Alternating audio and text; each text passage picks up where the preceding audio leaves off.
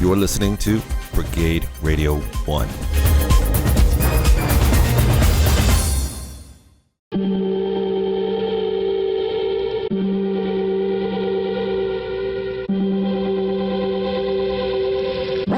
Welcome to the Antisocial Show. They're coming. They're coming. They're coming. They're coming to get you.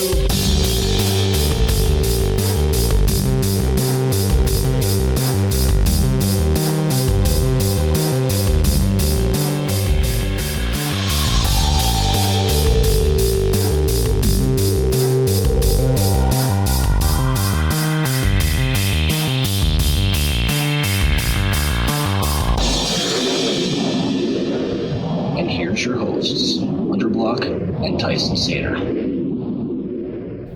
Tonight's Antisocial Show follows the 20th anniversary of 9/11. So we here on the show would like to pay tribute and, of course, our respects to the men and women of the military, the armed forces, and, of course, those who lost their lives during 9/11.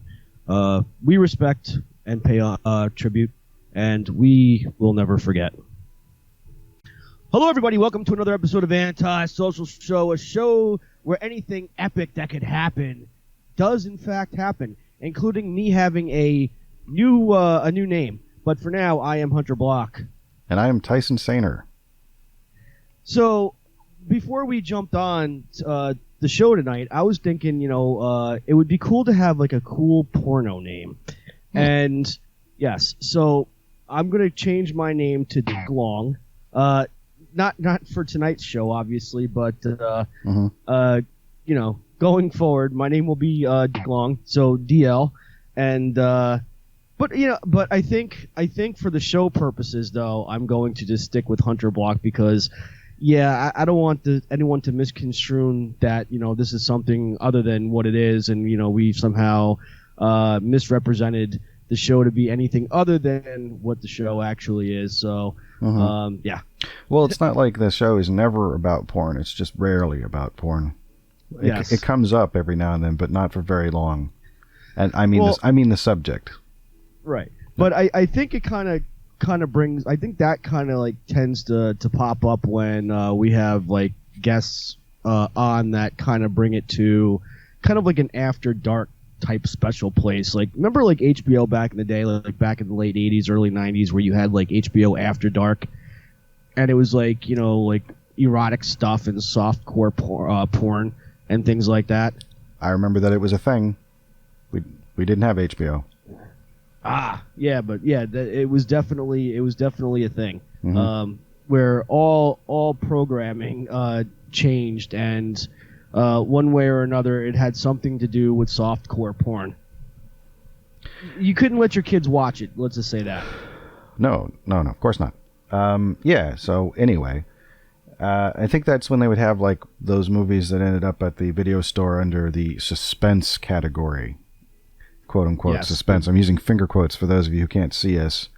There's like suspense, right. And it's like 5 out of 10 of these movies starred Shannon Tweed, and then the rest of them were directed or produced by Zalman King or something. It's actually not that much of an exaggeration. the video store, there are real suspense movies. There's actual suspense. Oh, yes. Hitchcock had a whole genre of it, but then there's like a lot of these movies that would end up on Cinemax, or what they call it, Skinemax. For this reason. So it'd be like, even like Shannon Tweed, and not Shannon Tweed, I already said Shannon Doherty and Judd Nelson. In my head I went Apatow, but no. Judd Nelson were in one of these kind of like not even really neo-noir, but it was kind of like a psychological crime something film, and I can't remember what it was called, but I mean, it doesn't really matter. Hold on. Hey, Google. Hey, Google. What's that movie with Shannon Doherty and Judd Nelson called? Here's a summary from Baltimore Sun. I saw Shannon Doherty and Judd Nelson in Blindfold, Acts of Obsession, a USA cable movie that premieres at 9 tonight. Okay, yeah, it's called Blindfold: Acts of Obsession. Ooh. Yeah, and from the Baltimore Sun, the review is the title of it says Doherty's Blindfold is better, and then my screen went dark. That's not what it says. It said part of that. It said is better left unseen is what it said. Thankfully, I could remember that. Yeah, that's pretty funny. That is pretty funny. So I may have seen that movie. I also may have fast forwarded through it. now, would you say, like, if you were gonna like have like let's say like a date night right now? Picture this: you're you know, you don't have a kid, you're not married, but you know you're pretty much like in the dating world. And would you invite a female friend over, let's say, to you know, to dinner and to watch a movie like that, or is that something that's not like first date material? I don't even know anymore. I would say it's not first date. I would say it's not first date material, probably, unless you're pretty sure that the person's into you. Right. And like the dinner is, you know, is like, you know, I'm making them dinner or something. Like if I'm pretty sure, I mean like 99% certain that there's going to be some interest in that area, then sure, maybe.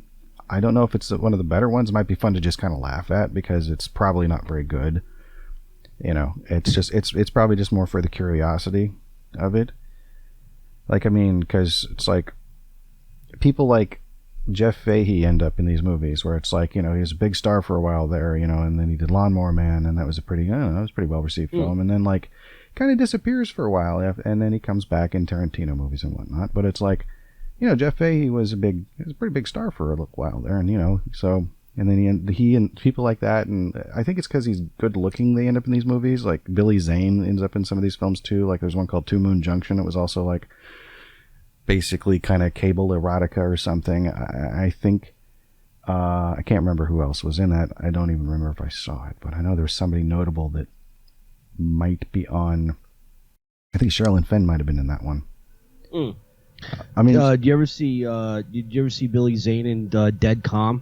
I did. Yeah, Dead Calm was a pretty good movie, actually. Now that was a suspense thriller film. That was a real one. It did have some kind of, I felt, sort of obligatory erotica.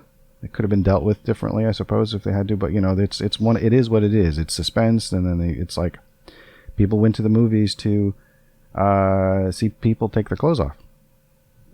Essentially. Yeah, and this is before DVD. So I mean, you had theaters, you had cable, and you had VHS. Right, and it had it's Sam Neill and Nicole Kidman in it. It was, you know, before they were megastars. I think like Dead Calm, I'm pretty sure came out before Jurassic Park. Oh yeah, absolutely. I think Dead Calm came out in the, I want to say, late '80s. But as far as films of its type of genre go, it was pretty good. Dead Calm is a solid film. We might talk more about these in a moment. I have a friend who's going to be joining us tonight, very likely. And I'm going to make sure he's online here, so I'm going to just check. Yes. And while Tyson is doing that, I want to remind our listeners out there that we have 3 episodes that will come before this one, and it is now in real time for me, September 13th, which means that our Halloween season started 13 days ago on September 1st and will run to November 2nd. Now, with the 2 episodes that are before this, not the Ethan Denton-Meyer episode, obviously, we do talk about our Halloween episode in a big bad way. So you got to listen to that to know what we're going to be doing. But we have some more information. I will put it on all of our social medias, and it'll be awesome. At least I hope it's going to be an awesome time anyway. And I hope I don't get a couple of things I hope doesn't happen to me. One, injury or death. Incarceration, and of course demonic possession. But I'm okay with the demonic possession, of course. Right, of course. Well, you know, who doesn't love a good demonic possession? Right.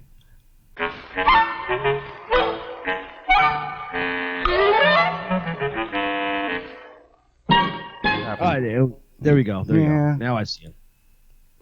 Why can't this happened once before? Where I was up in the corner. You can see me up there, right?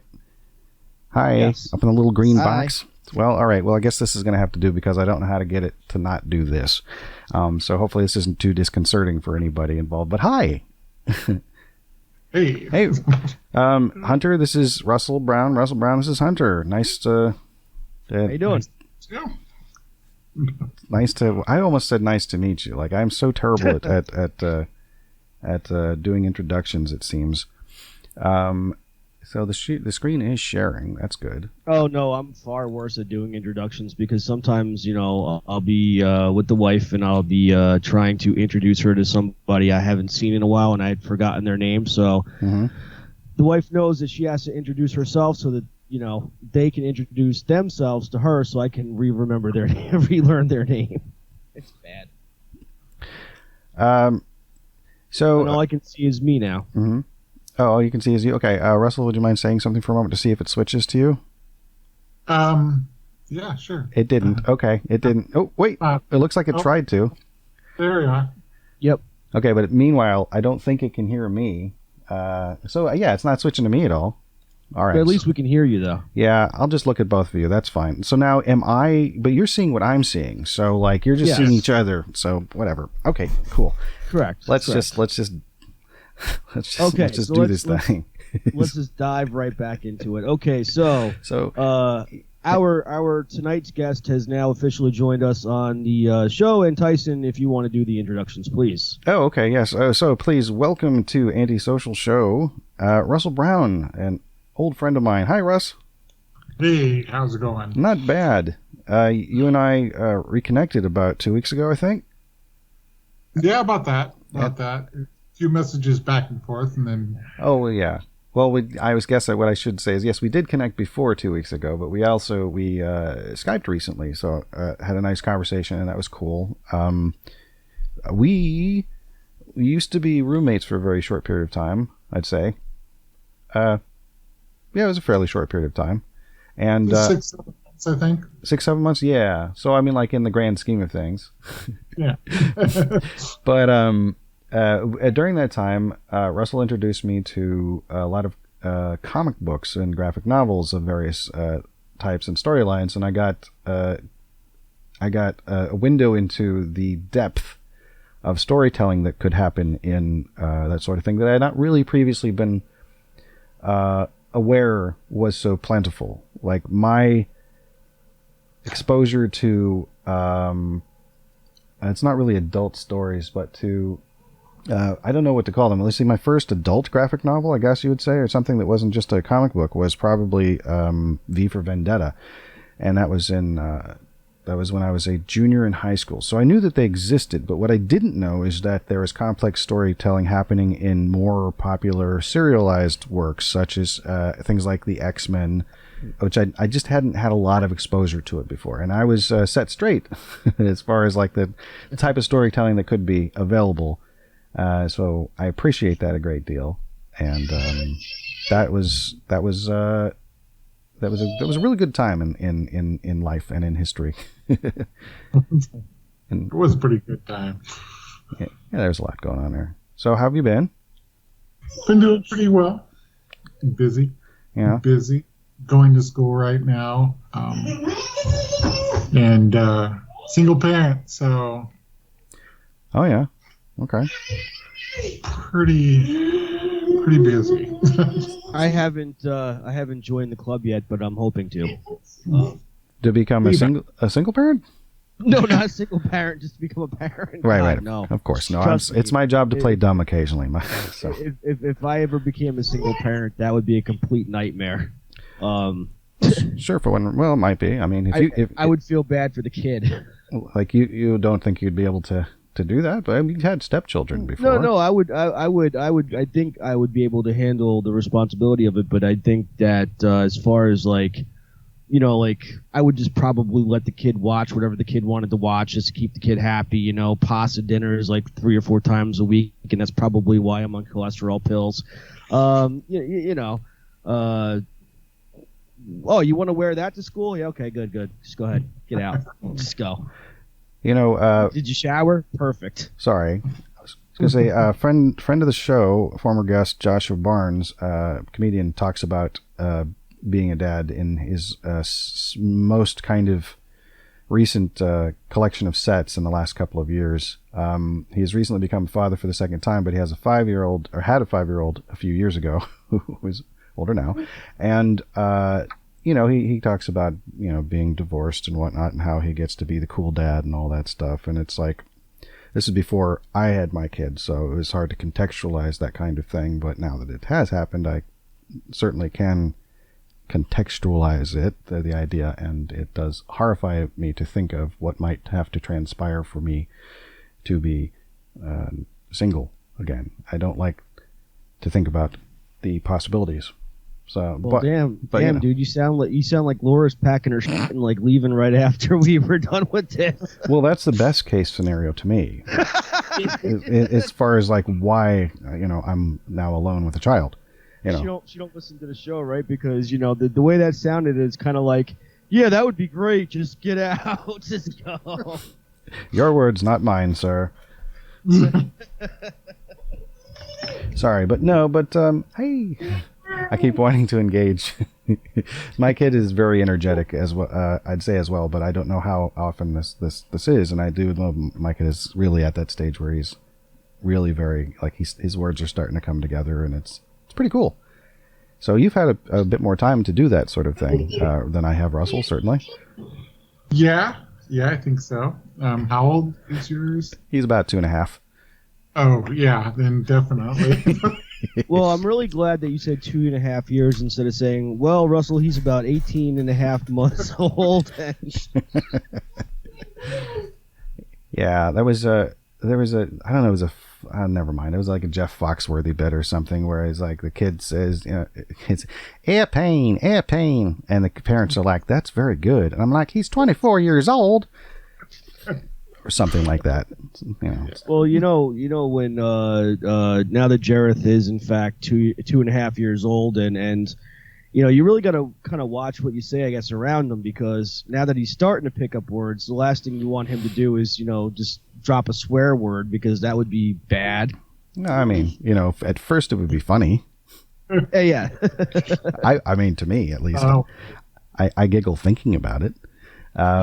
He does say he can't say 6, and it does sound an awful lot like the S word when he tries to say it. Well, there's two. There's you're talking about the swear word, yes? Yes, like the words. Okay. The word 6. When he says it sounds like another word. I'm going to really try to. I don't want to say that I'm going to make a promise to our audience, but I'm going to really try to make sure that my language is clean this particular episode, and I'm learning. Well, I'm healing. As a person who's, go ahead. That's that.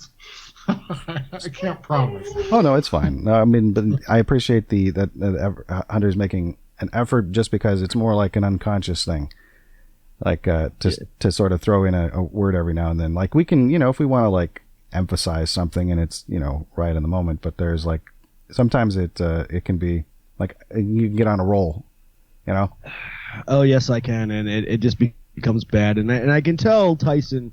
He's counting the amount of swear words that I have dropped, and when he does like the face palm and that sort of thing, and he's like, damn, because I know what he has to go through when he edits these things, and I put together bleeps. I put together special bleeps for the show, so every time there's a go ahead. Gotcha. Yeah. So every word has its own bleep. That for the most part, there's a couple words that kind of share one, because they don't usually get said in the same show. This is really boring. I'm sorry. This is just technical stuff. No, it's really great that we constantly talk about the show and behind the scenes of the show. It's one of the most endearing things about the show, I think, is talking about the show. The show. It's like, yes. Well, the one thing about the show. What's that? I'm just rolling with it now. At this point, is that everybody loves the show, and I guess it's we don't do. I mean, if you really think about this, we don't do in a traditional sense. We don't do segments like most podcasts, and if we do a segment, we kind of do it like one time, shelve it, and then probably never do it again. So if we had a one constant segment, that would be like the you can call it Tyson's Technical Corner, where we talk about all the technical stuff of the show. Right. Well, we do actually have one segment that we put together for guests. And I in fact did put one together tonight. So I figured you did, sir. So we could talk a bit more about anything else that, like, if you'd like to talk about anything, Russell, then I'd love to hear anything other than talk about the show and the behind the scenes and the making the sausage and the. Go ahead, Hunter. Go on. What? But now we have to talk about the sausage and the gravy, because is it Sunday gravy or is it Monday gravy? And here on the show. Sunday gravy or Monday gravy? Is that an East Coast thing? I meant Sunday. Oh God, you messed me all up. Is it Sunday gravy or Sunday sauce? I guess it must be. It's an Italian thing. I happen to be Italian, and it's there is a common argument or a long-going argument that as far as like pasta sauce is concerned, is it gravy? Is it sauce? I call it gravy. Some people out there call it sauce, and they're like, oh yeah, what does it say on the jar? Well, you know what? I don't eat it out the jar, all right? So it's gravy, all right? And that's what we'll talk about on the show. I call it wallpaper paste. No. Gravy or sauce? Wallpaper paste. What are you eating? What are you eating, dude? Yeah. Oh, hey, so Russell, you reading anything lately? Any new trades or any old trades, or is it you got a pile of comics backlog or anything? Right now, I have about like 4 long boxes of comics that I need to read that are recent that have just been stacking up. Holy cow! Yeah. I think the only thing I'm current on is the X-Men stuff, because it's been so good lately that I've just been absorbing it as much as I can. But other than that, for some reason, it was like a month or two ago, I got a wild hair to reread Sandman. And nice. As I'm reading it, I'm realizing that I've never actually sat and read the whole thing through. It was like I got it pieces here and pieces there, and and probably missed a couple of spots. So at least it hadn't stuck in my memories, because I'm reading stuff going, oh wow, I don't remember this at all. So yeah, Samuel is definitely one of the ones that you introduced me to. It is certainly one of the best. Like it's one of the things that I talk about with my other comic book friends, whether that's like the best series that's ever been out there, and it's hard to argue with. Yeah, it was like solid and like great story, great artwork, and changed a lot, and it really just kind of broke down and changed the idea of a comic book narrative. I think in a lot of ways. Would you say that if Neil Gaiman were Quentin Tarantino, that Sandman would be his Pulp Fiction? No, I'd say it was his Reservoir Dogs. Okay, interesting. Yeah, so he didn't do. Neil Gaiman broke through with Sandman. Yes. Okay. Yes, definitely. And then, like now he's known for his novels. Oh yeah, yeah. But I mean, like he definitely has a kind of Gaiman has a he has a that I've noticed. It's not just that he has a style, but he has a particular thing that he does in a way that he seems to incorporate the various types of global or localized mythoses and then personifies them in some way. Like for example, in the miniseries Neverwhere, which I don't know if you ever saw, but pretty good. It's like a 6-part. I think it's a BBC thing, so it's shot on video, but it's beautifully shot because it's the BBC, so like everything's well lit and whatnot and nice and crisp. So, this is for people who don't like video because they don't think it looks good as film. It actually looks pretty darn good. It's well shot, but it's like the landscape of Britain has these places, and then he takes them and turns them into people. So like there's an old Vic and there's actually an old Vic, you know. Or the Knightsbridge market becomes like this other world. It's an alternate dimension, kind of just below our dimensions. Like, you know, he also does things with gods and is like Morpheus took a form of one of the gods of somewhere in, was it Africa or South America or one of those, or was it South something? Well, in like the first omnibus, I remember something like this happening. The idea was that he's not a god, but he's like what he is kind of beyond it. It's like something that just has to be, like, you know, he's one of 7 and like the other ones are like death and destiny and destruction, like just things that are just, you know. And Delirium, essential. Was that one of them? Yeah. So they all have D names too. Because he's Dream. Yeah, Morpheus is Dream. Yeah. And Delight and Despair, the other two. That's right. So are they called like the Endless or something like that, or?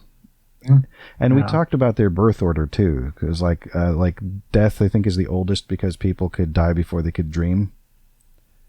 Yes. I mean, it's really dark, but like not untrue, I guess, or not, you know, not with outside of the realm of whatever. So I am going to take a moment here and change into my game show jacket, and if you'd like to continue this, I'll try and come back and yeah, you bring your ass back so we can party. Just got to step right over for just a moment. I'll be right back. Excuse me. He's going into the dressing room. What are you doing right now?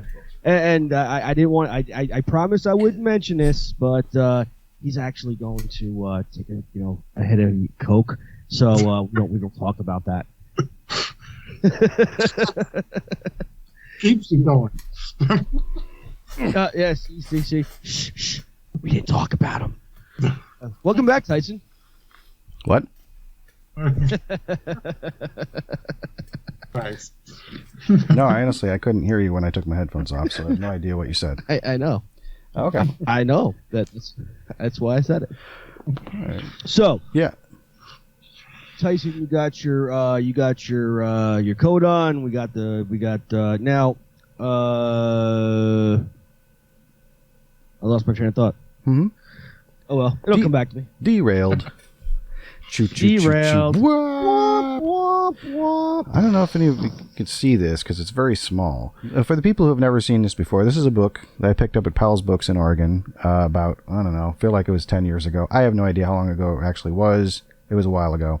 And it is called Depraved and Insulting English, Words to Offend and Amuse. Okay. Yeah, so I'm wondering, are we worried about little ears? No.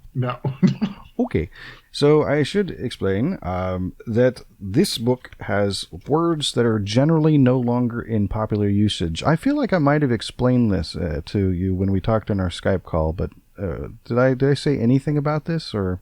I don't remember anything about this. Okay, so I explained it to somebody recently, and I get things confused sometimes, often. But there are, I don't know how many there are, but it's A to Z, and there are words like, oh, here's one. So there's a word that is terrasis.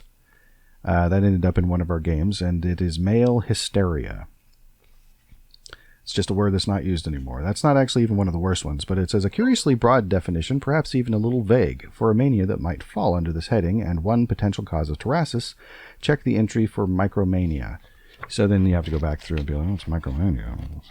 And the thing is, I don't know what it is, because I don't remember. I'm guessing it has something to do with something small. It's very close to microphallus. Micromastia, micromaniac, micromania. Okay, so micromania is the delusion that a part of one's body has shrunk or is in danger of shrinking. And I've dropped the book on the floor. So I've danger. Yeah. So I have cold water. Sorry. Like cold water, like when you're in cold water, kind of shrinking. Oh yeah, shrinkage. Yeah.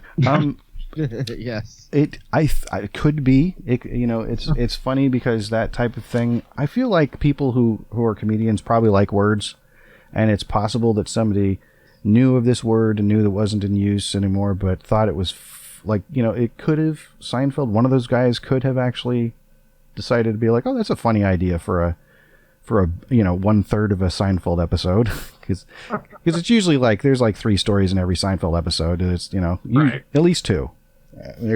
It got to a while there was very formulaic that they would come up with something, and then the paths would cross, and people would get screwed over in some way or another, and that was always happening, and very excellently, very well done.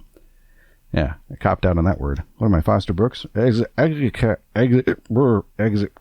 done. For you Foster Brooks fans out there. All right, so I've picked out 7 words, and this is a competition pretty much between our guest Russell and our host Hunter. It's basically, I've picked out 7 of these words. I will say the word. I will spell the word. I will tell you if it is a Hunter is like returning champion. Yeah. No, because I got I got whooped. Remember who? Didn't somebody whoop me very recently? Was it Andy Kindler? It might have been. Or was it Sean? Well, somebody won by 1 point. I mean, because I don't think it was Sean. I think it might have been Andy. Okay, so we'll see. But this is an adjective. So what it will do is I'll say the word, I'll spell the word, and I will give you 3 things that the word could mean, and you have to choose one of them. It's multiple choice. Then I'll mark down your choice and mark down your score as you either do or do not give the correct answer. And then at the end of the game, if it's tied up, I'll figure out a tiebreaker, because it usually involves our version of Name That Tune, which is usually 1 round, depending on how quickly it goes. So who knows? It may not come to that. Let's get ready to rumble. Okay. That's Michael Buffer as Bane or something. I don't know what that was. Actually, I was Bane and be like, let's get ready to rumble. Let's get ready to do this. Yeah. Oh, and I read the novelization of Nightfall. I think you're the one who told me about Nightfall, how Bane had this really amazing backstory. So it's another conversation about how he was handled in the either films that he's shown up in, but we might be able to get to that later, as I'm very curious about it. And also, we can stop as this goes on, depending on how much time you have. How much time do you have tonight, by the way? Hour and a half at least from now. From now? Wow. Okay. Well, we'll see if we can maintain your interest for that long. So the first word tonight. It starts with an R. The word is rectopathic. It is rectopathic. It is spelled RECTOPATHIC.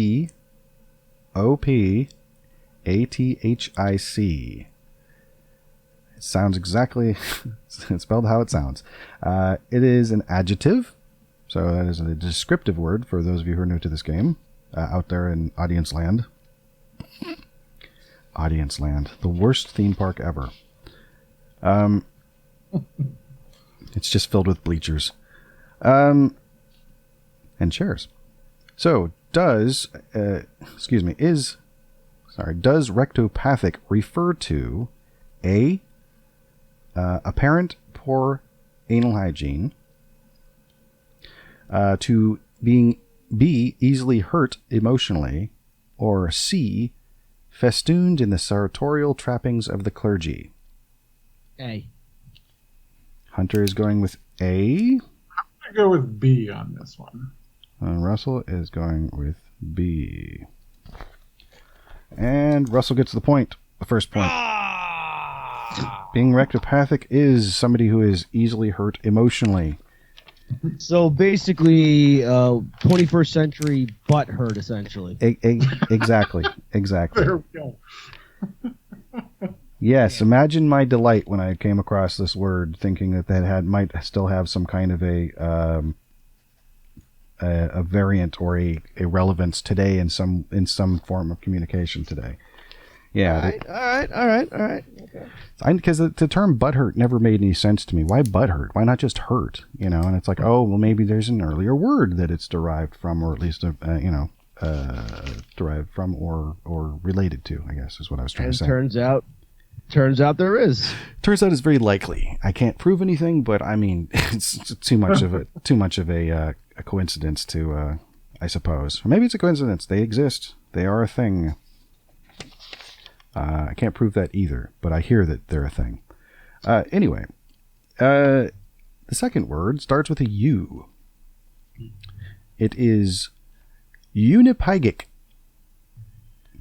Unipygic. That is spelled UNIPYGIC. Okay. It is an adjective. Does it refer to A, having but one ass cheek, B, having but one eyebrow, or C, having but one big pustule? B. Hunter is going with B. I'm gonna go with C on this one. C. Russell's going with the pustule. It is actually A, having but one ass cheek. Really? Apparently. Okay. One is unipygic, if that is the case. The score is 2-0. Russell is in the lead currently. Still a chance for Hunter to come back. There are 7 of these total, so it's still anybody's word game. Oh, I forgot to say what this game was called. This game is called What Do These Mean Words Mean? Yeah, because they're meant to be insulting, so it's just like, and plus the redundant title is kind of an homage to these fellows on the internet called Rhett and Link. Good Mythical Morning is their show, and their segments often have funny kind of jokey names to them, and they like that, for example. That would be, I can't think of an example at the moment, but yeah, having mean twice in the title is kind of a thing that they would do. Victorian era insults. Victorian era insults, yes. Alrighty. The third word. Everybody ready for the third word? Yes. Third, the word. Is scambler. Scambler. That is SCAMBLER. It is a noun. Is a scambler A, one who cheats at gambling, B, one who steals eggs, or C, one who drops in uninvited at dinner time in the hope of getting free food? A. Hunter is going with A, which is one who cheats at gambling. I'm going to go with C. Russell is going with C. It is C. A scambler is one who drops in uninvited at dinner time in the hope of getting free food. Well done. So basically a mooch. Yeah, or a schnorrer. Like in the song Captain Spaulding with there was not that Captain Spaulding. Hunter. Hunter is a fan of the Rob Zombie movies. Yes. Of which I've never seen a single one, but I will eventually. A single one. Not a single one. You have to. It's the law. I mean, you have to. I'm not sure I do. Well, at some point I will, because I do like some horror movies. But no, it's got yeah, it's the one. What is the House of a Thousand Corpses? Is that the first one of the series? Yep. That's got House of a Thousand Corpses, yeah. Devil's Rejects, and 3 from Hell. Okay, and so Captain Spaulding is Sid Haig, I believe, who passed on recently, and he was in this movie called Spider Baby that I watched about half of earlier tonight. I'm going to finish it. It's a kind of a horror comedy from 1967. Also stars Lon Chaney Jr.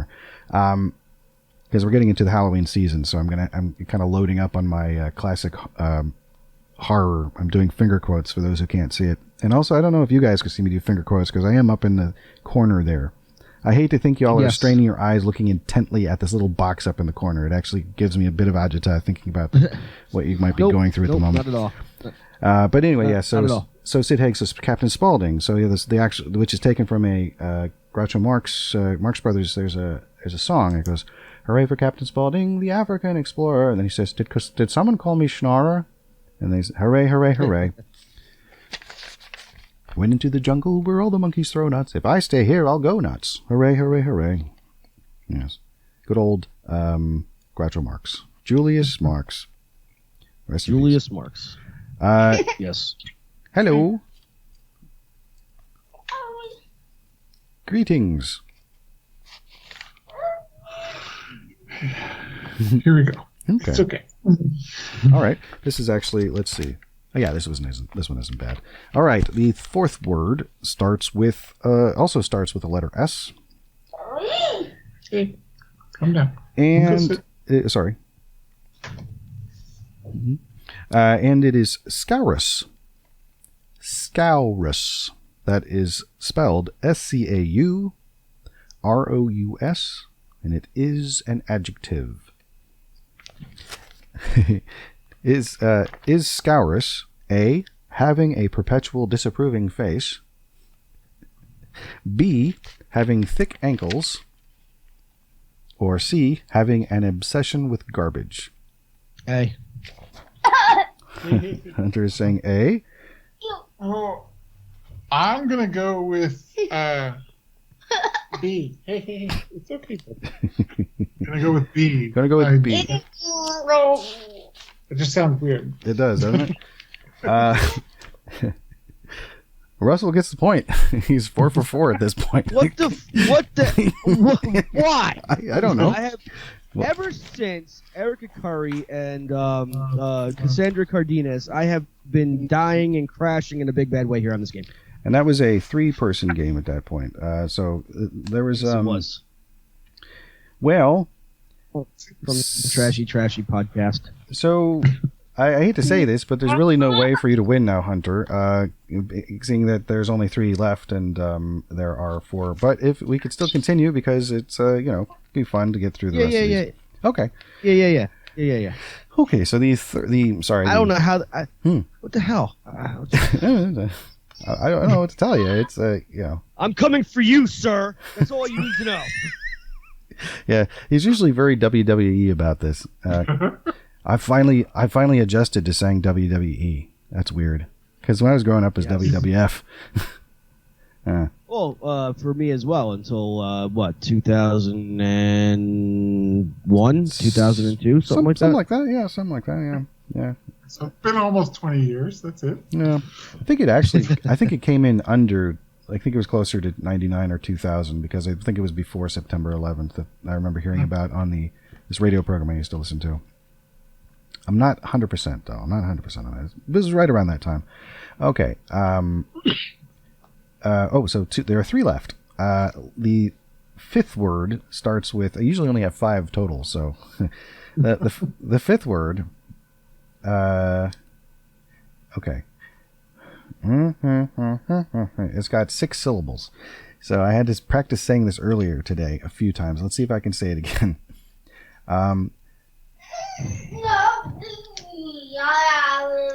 Epicaricacy.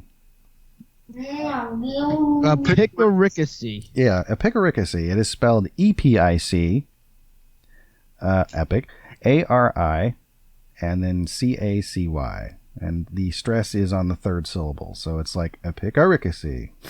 Epicaricacy. Tyson, that's very epicaricacy of you. It might be. It might be. This is a noun. So does epicaricacy refer to A, being hyperverbose, B, a collection of animals too large to clean up after properly, or C, pleasure from the misfortune of others? C. Because you're getting the my displeasure, and you're getting pleasure for my displeasure, so it's C. Russell, do you have a guess? Yeah, I'm gonna go with. I actually just the picking up the stuff of animals just seems completely ridiculous. Like nobody'd go with that. Okay, okay. So you're throwing out B. Yeah, definitely throwing out that one. I'm gonna go with A then. A, okay, being hyper verbose. And Hunter is on the board with 1 point. Ah, finally! It is in fact pleasure from the misfortune of others, which the Germans have a word for that. It's Schadenfreude.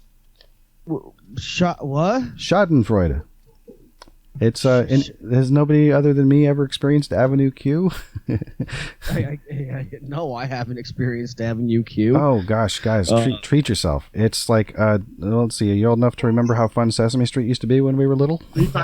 Yes. Okay, so it's like Sesame's. No, it's not. It's like if the Muppets were in the real world. No, they do that. They've done that already. This is like 10 years ago or more. Like, no, Avenue Q is like closer to 20 years ago. But it is obviously inspired by and puppeteered by a few people from Sesame Street. And the music is the thing that really sends me back because it is a sound-alike soundtrack for Joe Raposo, who was one of the early composers of Sesame Street music. Has a very distinct sound. You know, it's usually like light, soft, upbeat jazz which also has like, you know, a bit of flute thrown in and usually a xylophone, like songs like he wrote the song Sing, which was covered by the Carpenters and was a big hit.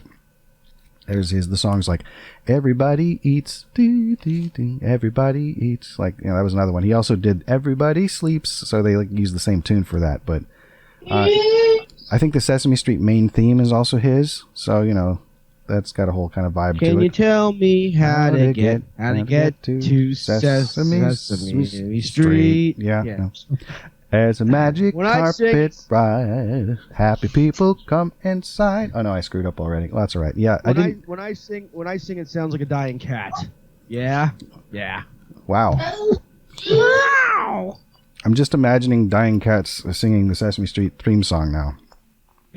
Can you tell me how to get to Sesame Street? Yes, very, very well done, Fritz. Yes. All right. Let's see here. Okay, we are on our last couple words. The Levi, come here. Bring the here.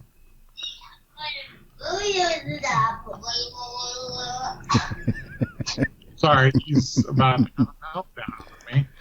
Oh, it's okay. I'm just thinking about my kid and smiling. I am the kid of the house.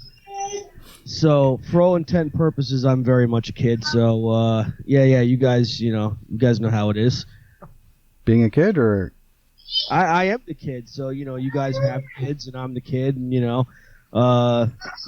No, we'd get it if we were also the kid. Right.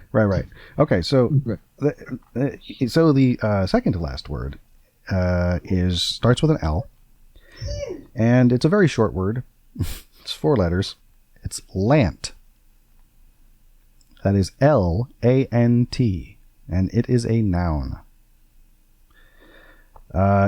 Is lant a person with high social status and poor hygiene? A third nostril, or stale urine used in manufacturing? C. What? Say that again? Which one? All 3 or just the last one? C. Just C. Stale urine used in manufacturing. Stale urine used in manufacturing. Gosh. The thing is like I swear that I've heard this word before. It's possible. And I'm kind of leaning towards C as well. I think. Is that your final answer? It is. All right. It is. Rest in peace, Regis. You both have a point. Yes. It is in fact stale urine used in manufacturing. All right.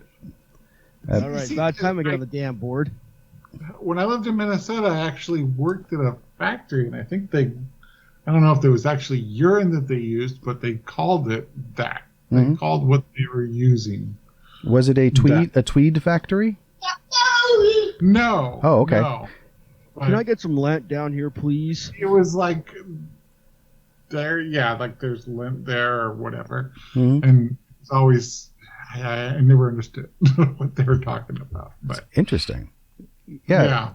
Well, it's definitely it's definitely used in the manufacturing of tweed. For some reason, I guess it has certain qualities that they actually. I had learned this previously from an episode of QI, a show that I bring up every now and then. A great British panel show that has all these amazing factoids on it, and a fun kind of panel/game show format with a bunch of British personalities and comedians that come on and just have a good time. And the question they had was, why take the ISPE, the word that rhymes in there, out of Newcastle? And why take the word what? Why take the word is like take the so there's a word that like take the hiss, but it's a P word. Right. So say why take the out of Newcastle because because also in Britain the expression taking the is to tease. Yes. So they say so it's like why tease, but he means literally why take the out of the out of Newcastle, and it's because Newcastle is one of the places that I guess makes a lot of tweed, and so they take it out of the people used to actually collect it and then send it off to the factory. So they would go around and collect it for this particular manufacturing, and because I guess because getting it from their workforce wasn't enough. I don't know. But that's what ended up happening. So how like people would leave milk for you, on your doorstep, then people would leave their buckets of effluvium. No, they're of leavings. You're taking the pee out my joke, brother. I know it now. Yeah. So So that's so the word lant never came up, but I imagine that it would be called lant now. So I mean, if that's because that's exactly the kind of thing that like another weird thing. The previous word epicaricacy is that they talk about words that have no English equivalent. Like Schadenfreude is one of them. There's also Zofzwang and Zeitgeist. And it's not that they don't translate into English because Zeitgeist means time ghost. It means the idea doesn't really have an English translation. So you can say time ghost, but it doesn't mean anything in English. It doesn't mean the same thing that it means in German when you say Zeitgeist. And Schadenfreude, which is happiness or pleasure from the misery of others, but it does apparently have an English equivalent, and it's epicaricacy. So whatever.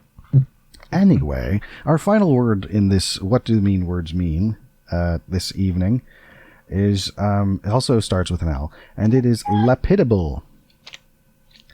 Lapidable. That is spelled LAPIDABLE, and it is an adjective. Unpack your adjectives. So, if you are lapidable, are you A, worthy of being stoned? Dunk. Dunk. B, laughably pathetic, or C, childishly obsequious? B. Hunter is going with B, laughably pathetic. I'm going to actually go with A. Russell's going with so. And Russell ends the game with 6 points to Hunter's 2. Good. Well done, everybody involved. So just to recap, our first word starts with an R, rectopathic. Next one starts with a U, unipagic. Then we have first S word, scambler. Second S word, scarus. We have an E word, epicaricacy. An L word, lant, and another L word, lapidable. RUSSELL.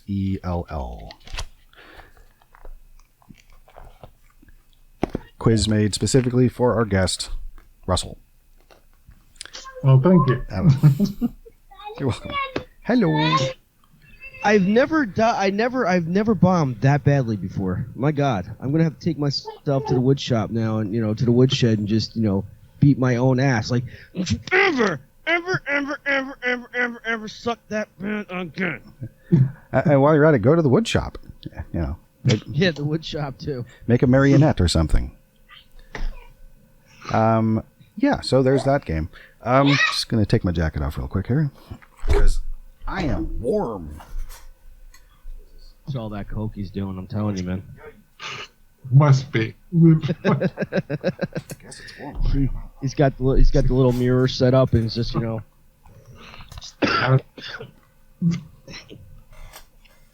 Hello. Hello. Oh, thank you for participating in our silliness. No problem. We are that crazy. So, what do y'all want to talk about now?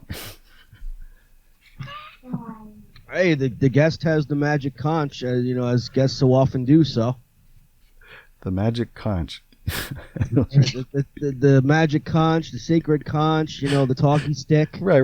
It's just funny that it's like, I mean, I know it's from Lord of the Flies, but then if you add the twist of it being a magic conch, that's hilarious, because then it becomes like a magic lamp or something, so you rub the conch, and then I don't know. So what I basically did was I took SpongeBob and Lord of the Flies and morphed them together, because the conch itself obviously is very much from Lord of the Flies. Mm-hmm. But they also had an episode on SpongeBob where they were taking directions from this conch where you pulled the string and it just, it answered your questions essentially by yes or no. So they were magic conch. Oh, that's interesting. Yeah, I never saw that one. Yeah. Russell, have you been exposed to SpongeBob? Oh yeah, many ones. And I have seen that one, and it's just ridiculous, as they often are. I hear it's a good show. Definitely is. You're telling me you haven't watched SpongeBob? No, I have. I've watched the first entry. It has like a couple episodes on it. I've seen the very first one.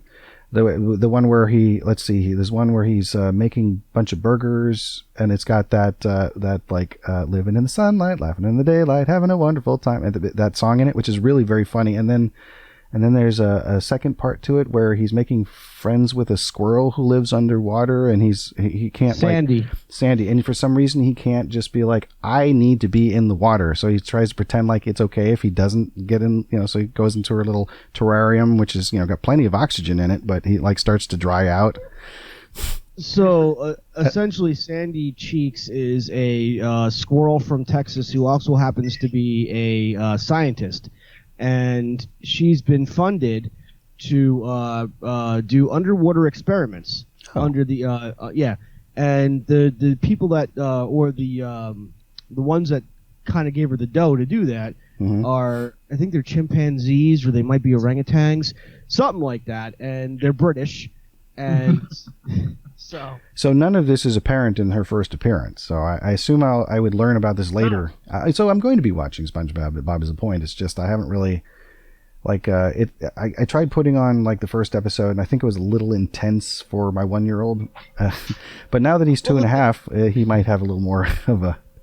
The thing about SpongeBob, what makes it, I guess, I don't want to say unique, because I'm sure other shows have probably done this before, but it's also geared for adults, because there's jokes, there's like hidden innuendos in there, or innuendos, and adults would find it hilarious, obviously, but the kids won't get it, because that's how it's geared. But it's very much funny.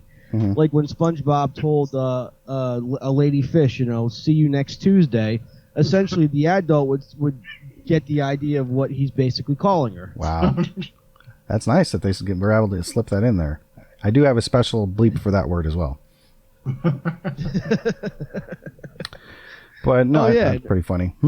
I mean, and then there's the episode of essentially what you do with the episodes when you bleep things out. There was an episode where, they were trying to teach Patrick and SpongeBob not to curse, and so they have like different bleeps, different sounds for that. But you're pretty much knowing what they're saying. And they had different ones, like they literally also had like specific sounds for specific words.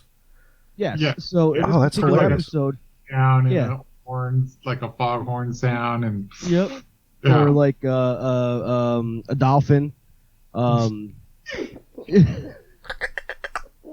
Yeah, exactly.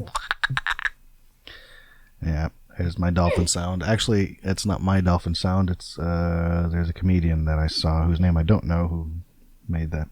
I figured out how to do that.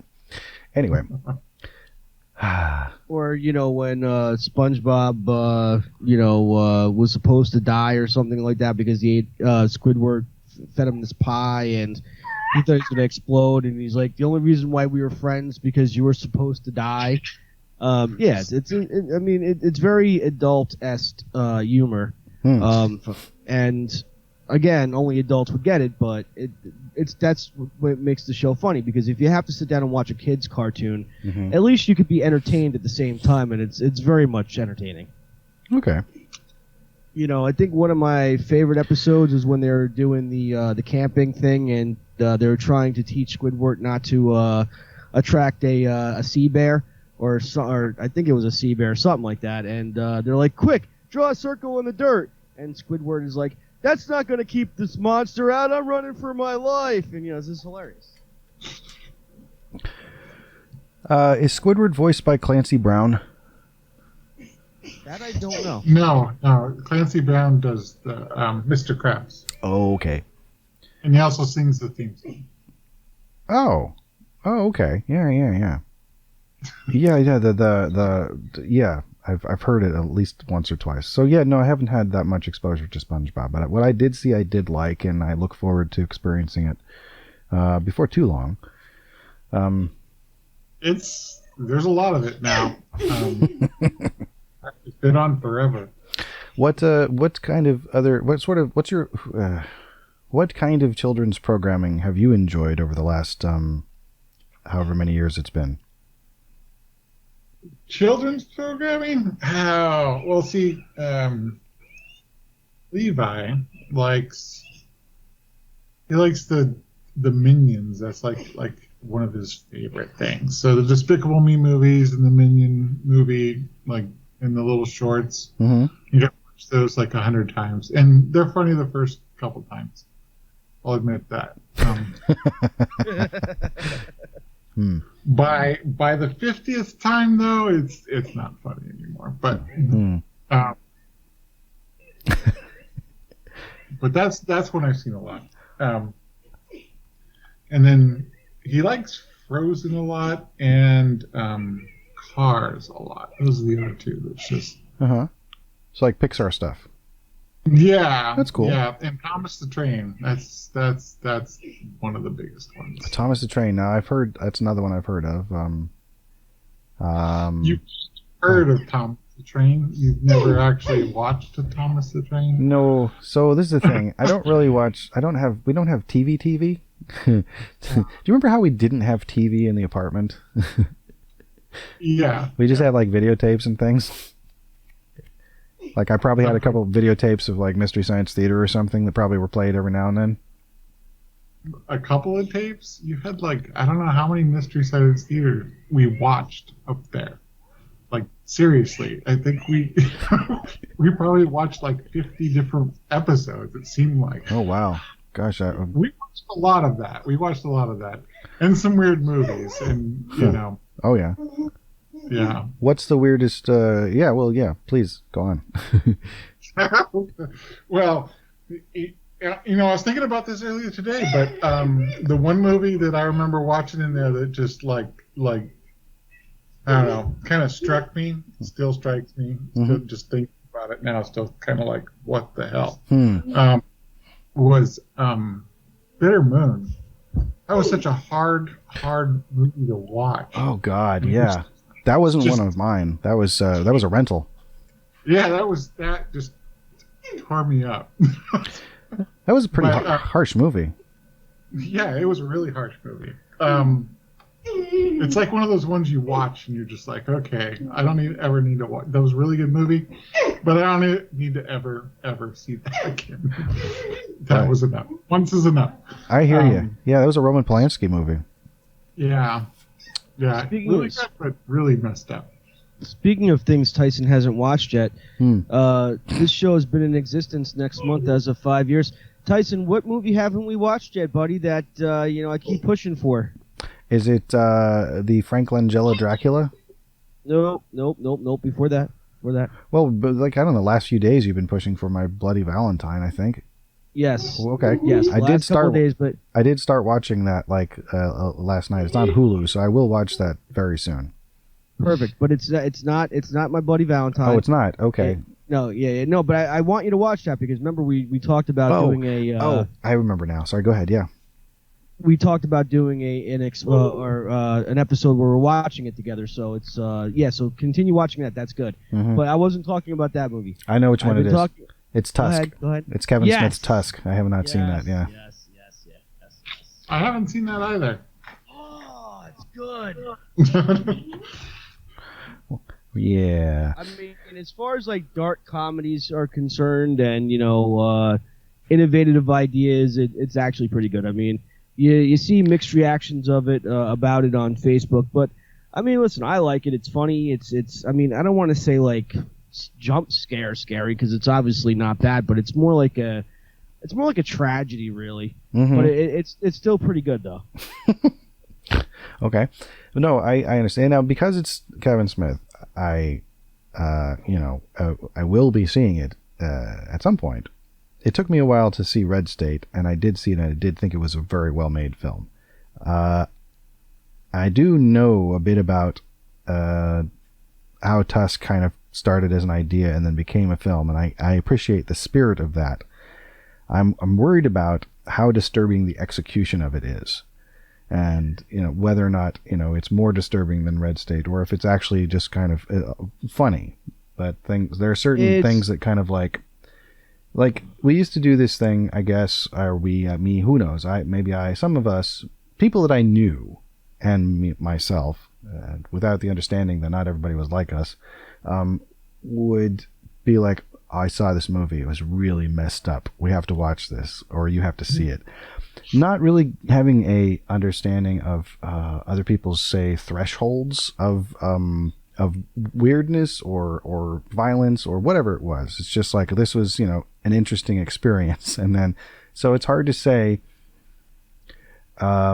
who got scarred because of anything that we were watching. But one of the most amazing, that was messed up, I need to watch this with somebody else films that I saw was one called Tetsuo the Iron Man, and it's still a good movie, but it's I remember you talking about that one back in the day. I never watched it. Yeah, but I do remember you talking about it. I think you wanted me to watch it with you, and I never did. Yeah, I don't know if I had it on tape or available at the time. The other one was Dr. Caligari, the one I saw that on the Midnight Show. And that was amazing. I thought that was hilarious, and not even in the same kind of ballpark as the type of movie that Tetsuo was. But which Dr. Caligari are you talking about? Are you talking about the Cabinet of Dr. Caligari, or just the Dr. Caligari? Right. So there are two different things. They very much are. Movies, really different movies. So. Right. So the one I'm talking about is came out in 90 or 91, and it was a unofficial sequel to the Cabinet of Dr. Caligari from 1920, blah, blah, blah, blah. And it might have been 22. Might have been 1922. 21 or 22. Anyway, but no, so the movie is it's his granddaughter. The doctor's granddaughter has taken over the asylum, and it's an amazingly shot.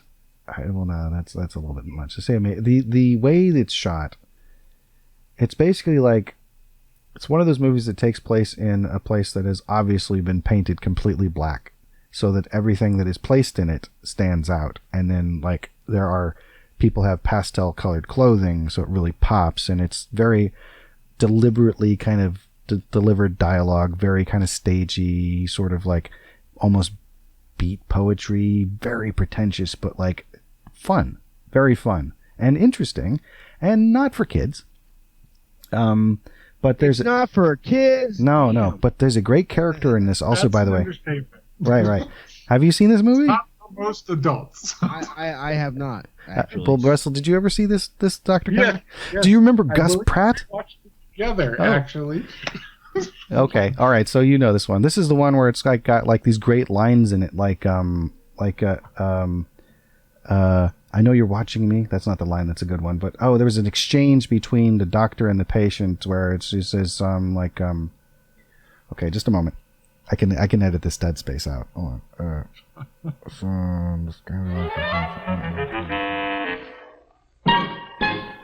Okay, so the patient screams. She screams. She goes, "Wah!" And the doctor says, "You can learn much from a despairing shriek." And the patient says, "For instance?" Oh, no, damn it, I got it wrong. The patient screams and then says, "You can learn much from a despairing shriek." And then the doctor says, "For instance?" And then she says that you can't trust doctors. And the doctor says, "But you can trust love." And then the patient says, "Doctors neither love nor hate. Prophets, not sentiments, strike them."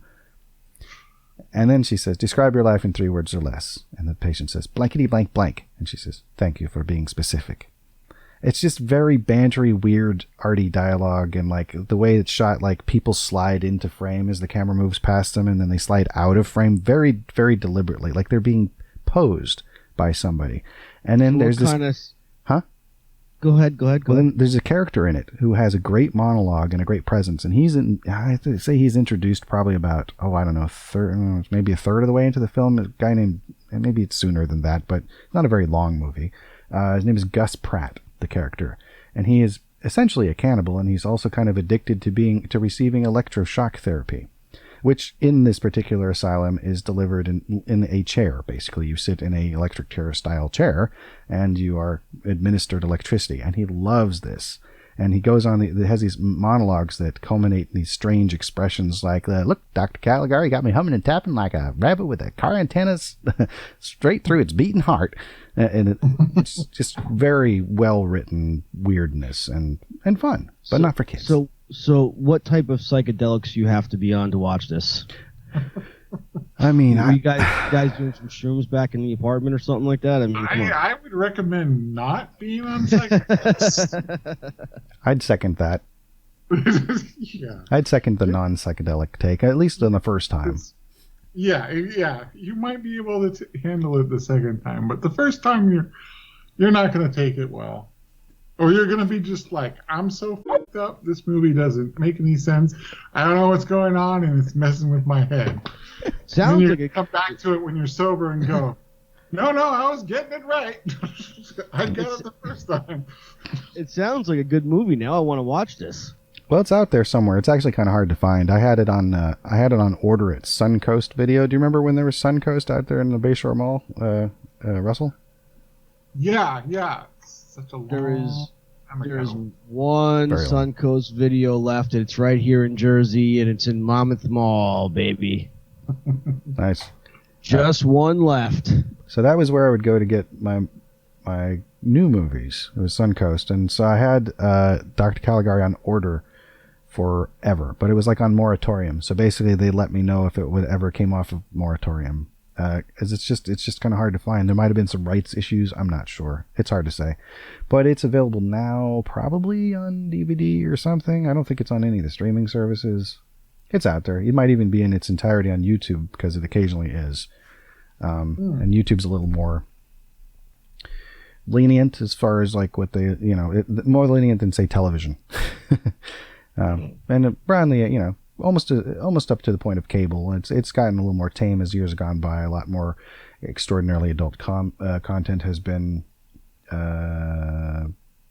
It goes beyond the age rating or the age restriction. It's now no longer allowed. So it's hard to say if it would still be up or not, because there's some real iffy stuff in it. Yeah. I mean, even Dark Carnival was on YouTube for a while. When you say iffy stuff, is it like really screwed up? Like, is it really that screwed up that it's like, There's been a new... It's like... go ahead.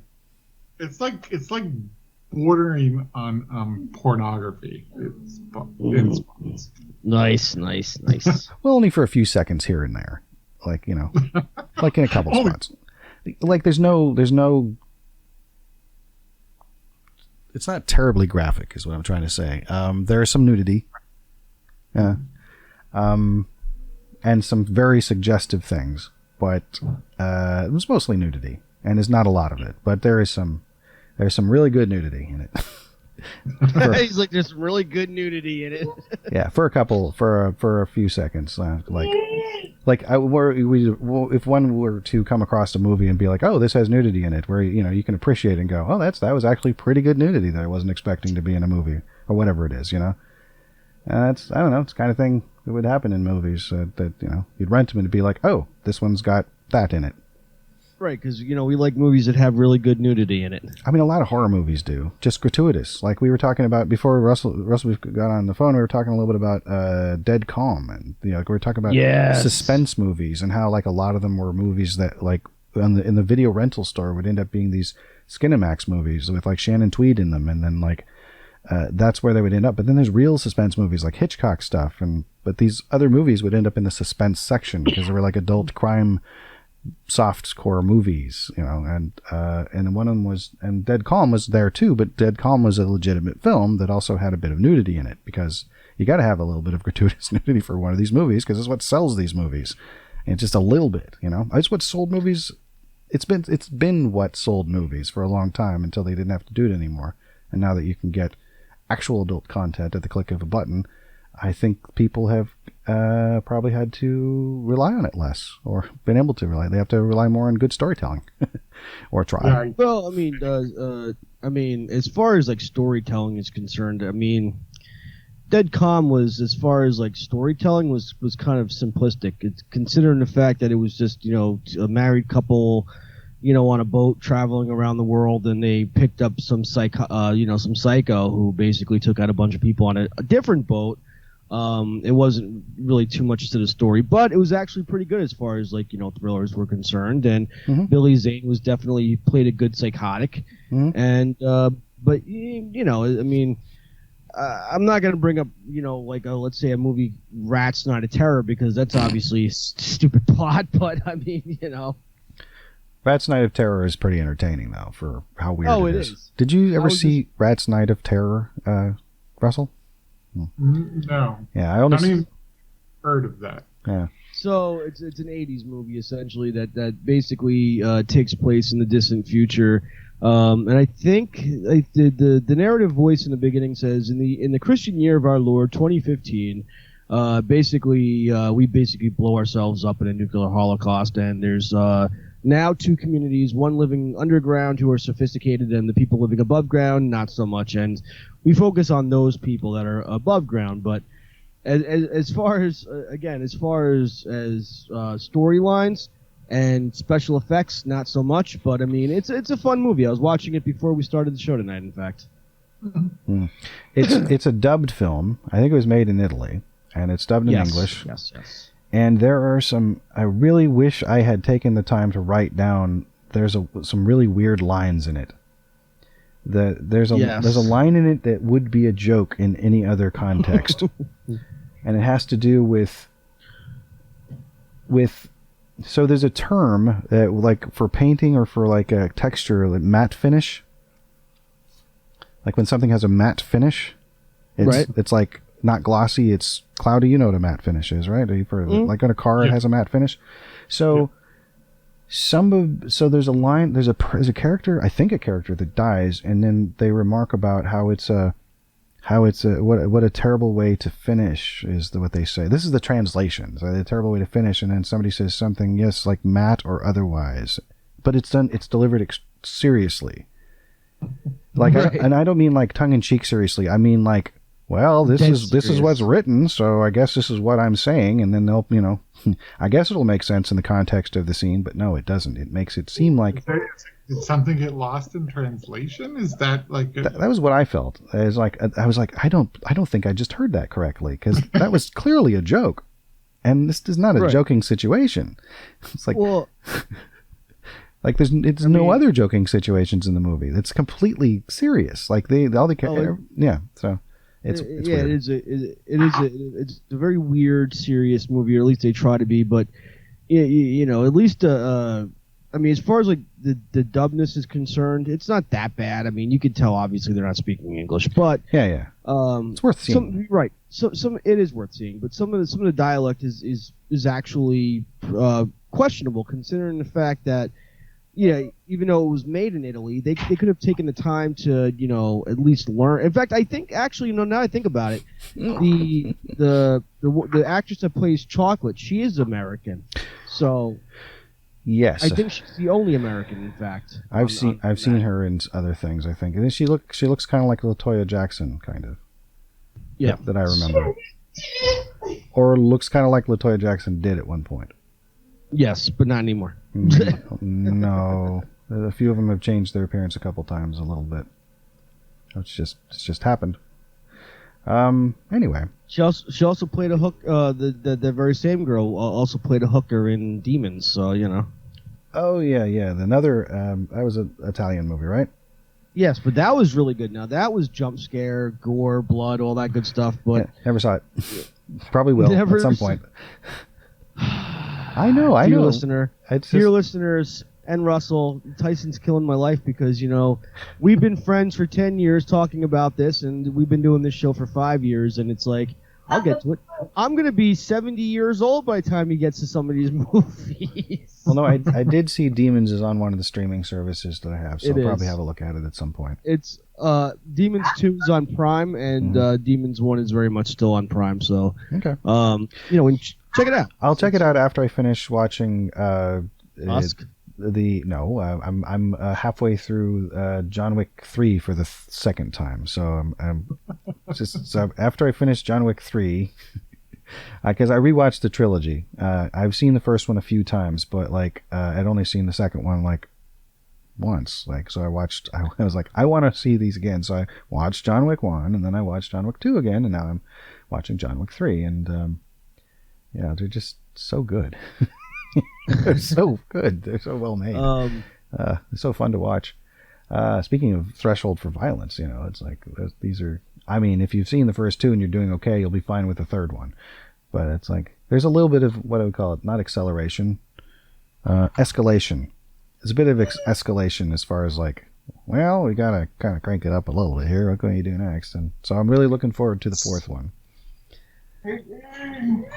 Also, I really want to see Bob Odenkirk's take on John Wick. Nobody. That looks fun. Oh, I saw that. How was it?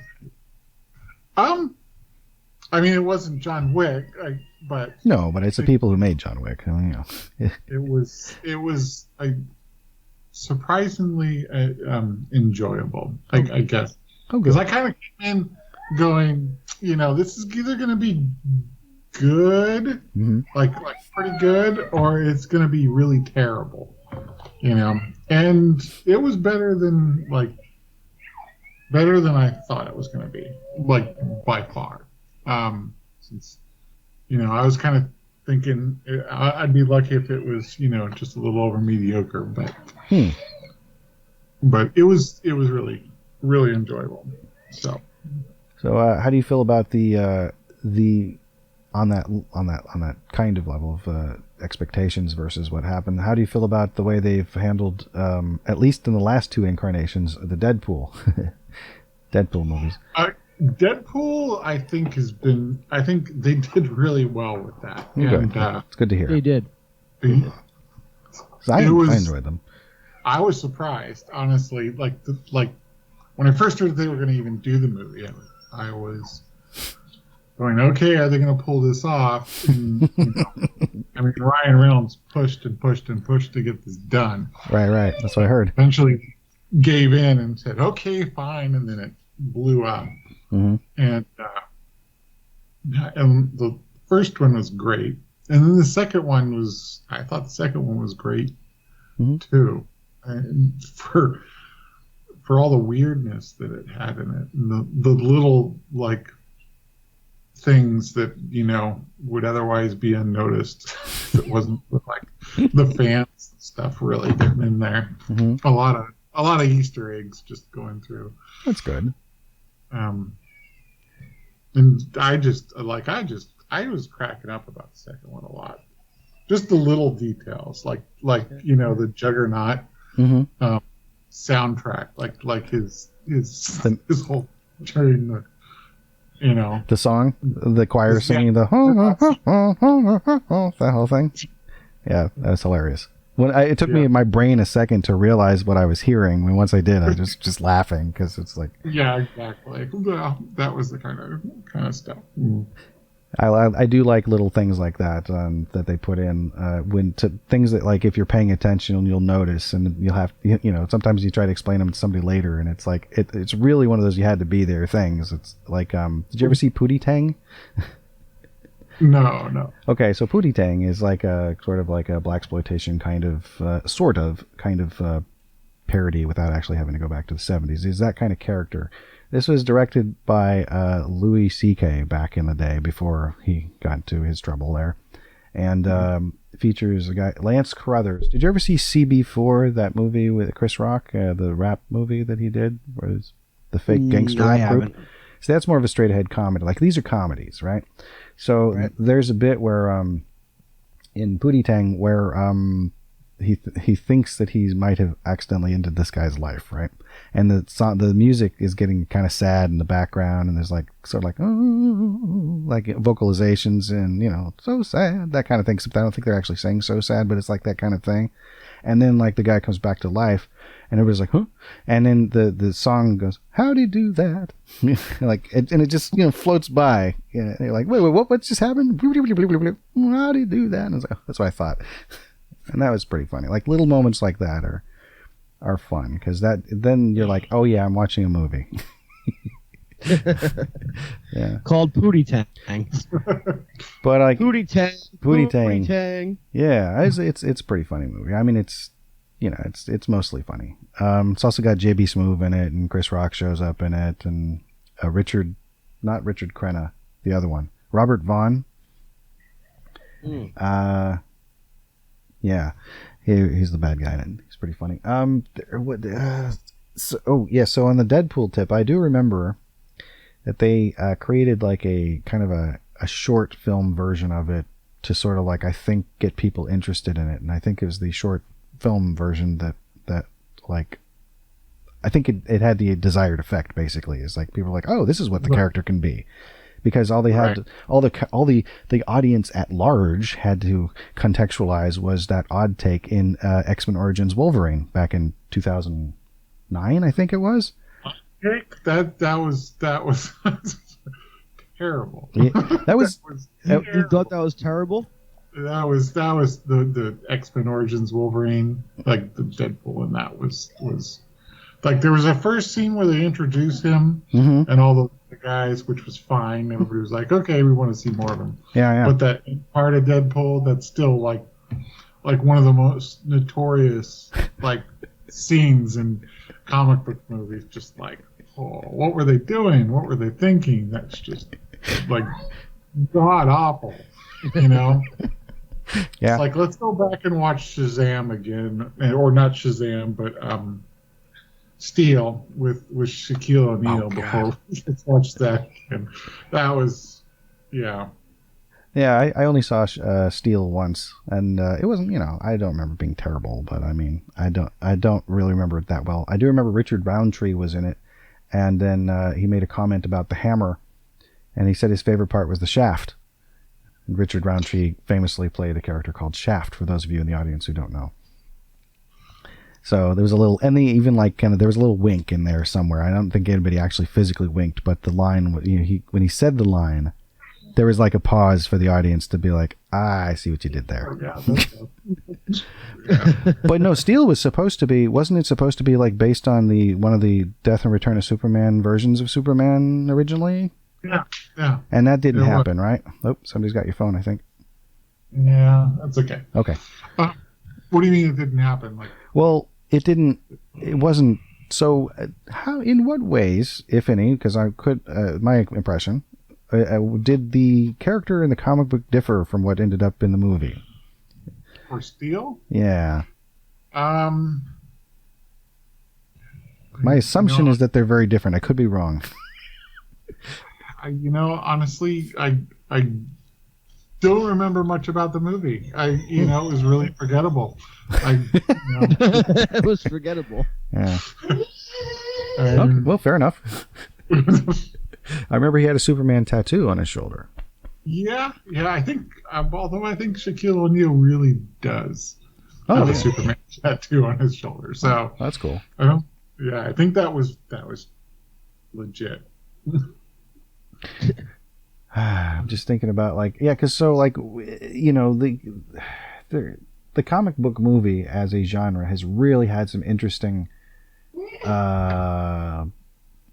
occurrences in the last, I don't know, let's say 20 years. I mean, actually, let's go back to. Well, what's the first time, Russell, you felt you watched a comic book movie and thought, oh, they got this, if not 100% right, they got it good enough for now. Like, how far back would you go? The first one, this is pretty well established, amongst the comic book people. But Blade was the one that kind of tipped everything over when it was just like going, oh, we can get a comic book character, in a movie, and it actually be a good, legitimate movie. That was the first one, and honestly, that was the one. Not only just because that was a good movie, but it also the studios went, oh, okay, we can put some money into this, because X-Men was only made because Blade did well. Oh, and then Spider-Man.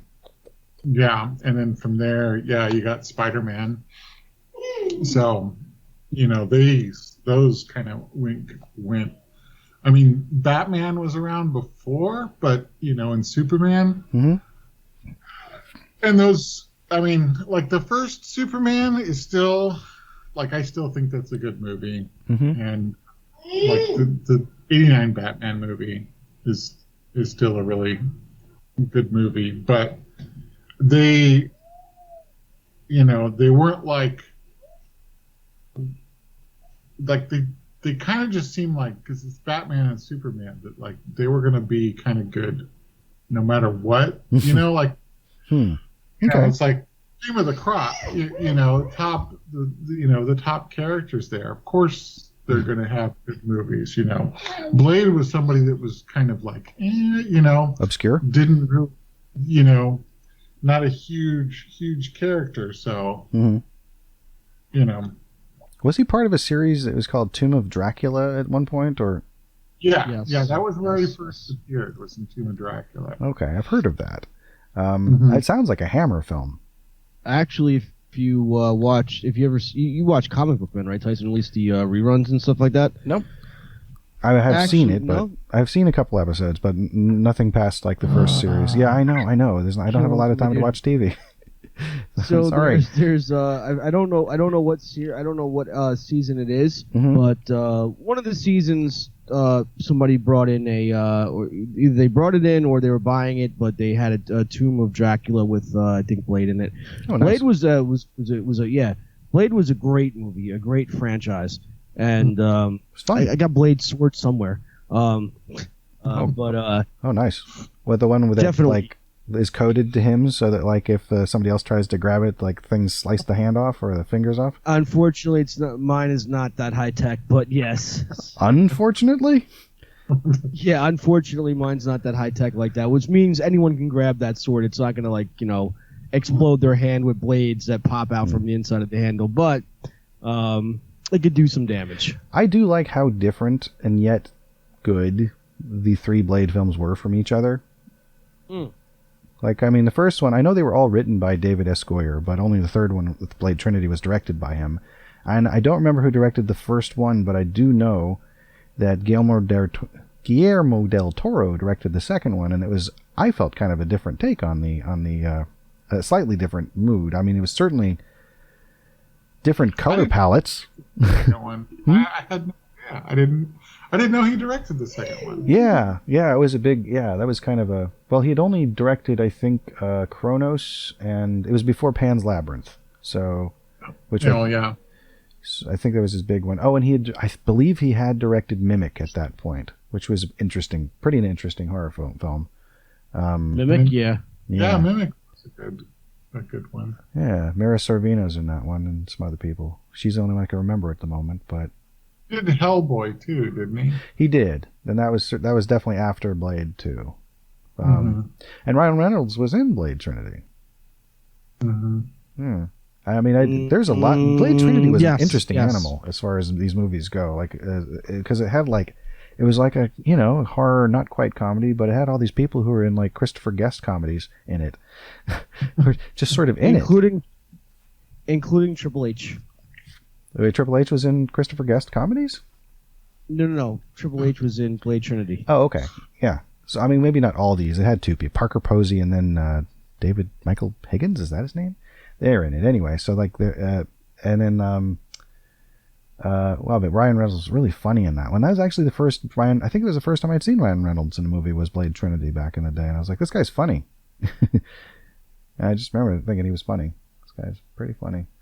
He should do more stuff. Funny. And then he did like Van Wilder or something, and I didn't see it. I had no interest in seeing Van Wilder, like ever. Well, I think he did that like right at the same time or right after Two Guys a Girl in a Pizza Place.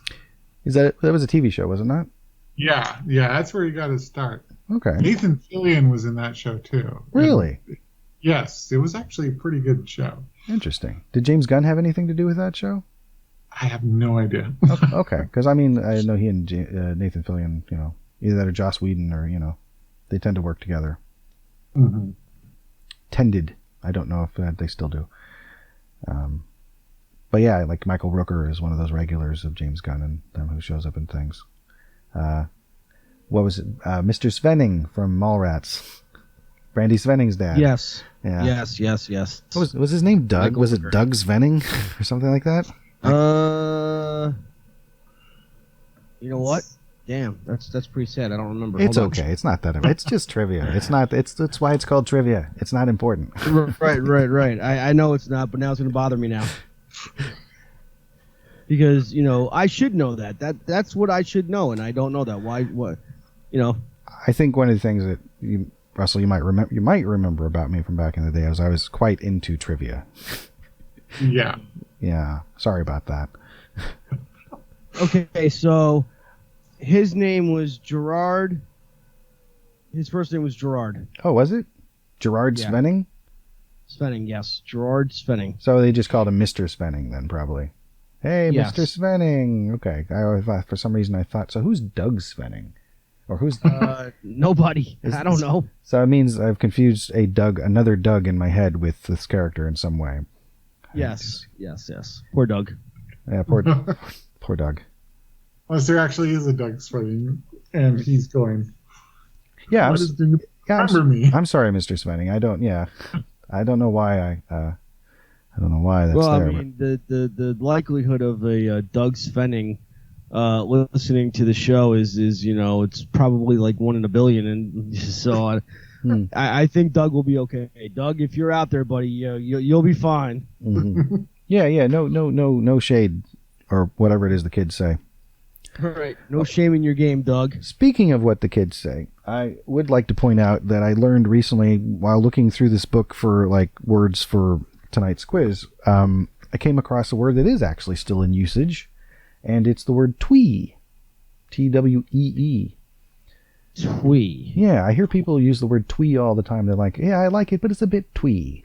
And I was like, and then I asked, well, what does that mean? Because it's like asking what hipster means. And, because people use this word, but I don't know if they can, explain what it means, or everybody has a different explanation for what hipster means or what they think it means. Right. I don't know. To me, a hipster was a beatnik. Or was literally a guy who clapped like this, liked jazz, and, but no, there's a new meaning in it, and I still couldn't tell you what it means. But anyway, twee means something that's overly cute. So now hearing that, I go, oh, okay, well, that makes sense. I think the people I've heard use it are using it correctly based on that. So they go, something's overly cute. They go, I like it, but it's a bit twee. So like when they say the dialogue is a bit twee, it's a bit cute, I guess. So, but even cute is actually, if you think about it, it's a little like subjective. It's like, well, what makes it cute? Why is it? You mean like physically, like with its big eyes, and what are we talking about here? It's like what makes. I'll take that word. That's fine, but just not bae. Oh, bae, B-A-E? Yeah. Before anyone else. That's what that means. Yeah, well, that word is just overly annoying, and I can't stand it, and it needs to go away. I kind of like boo. I actually, like you do you, boo. Yeah. I can stomach that word a little bit more than bae. I just can't stand the word bae, and I just want to punch people in the face when they use it. Like, oh, I'm gonna go to bae's house. Well, I want to punch you in the fey. All right, so shut the hell up. I like Old Bay seasoning. There you go. Actually, I'm not sure that I do, but I hear they're good for crab boils, or it's good rather. By the way, I'd like Jersey's known for crabs. Oh, not the STD. Oh, okay. But the I was going to crabs. Make sure to bring my special shampoo when I visit. Right. I don't think I've ever heard anybody use Bay. Oh yeah. It's kind of in. It's sort of in the zeitgeist of the of like social media and Twitter and YouTube and like the kind of like the younger crop, the last 10 years of content creators. People like, has it been 10 years? I don't think it's been 10 years. Let's say seven. Let's say 7 years, because 10 years is like 7. So like Shane Dawson, people. Oh, so there was this YouTube channel done by a couple brothers called the Fine Brothers, and they had a group of people that they worked with a lot, a group of families and young people and older people. They would do a series of react videos. So it was like elders react to Marilyn Manson or something. So it would have all these, you'd get the same people like in back in the day when VH1 had the I love the 80s or I love the 90s, and you'd get this sort of certain group of celebrities or comedians that would always be commenting. So you'd see like Paul F. Tompkins a lot, or you'd see Doug Benson, or occasionally you'd see Tanya Harding, who is neither a comedian or whatever the thing I said, but still they were a person who were around at the time, you'd get people like that, and they'd be commenting, or Patrice O'Neill, rest in peace, and they'd be commenting on, I don't know, it was a toy maybe that they had when they were growing up, or they saw commercials for, like one of the early handheld toys, Merlin, that red thing with the look sort of like a phone that had the buttons and it would beep, and you'd play like 8 different games on it or whatever it was, but it was all based on does anybody remember Merlin? I do not.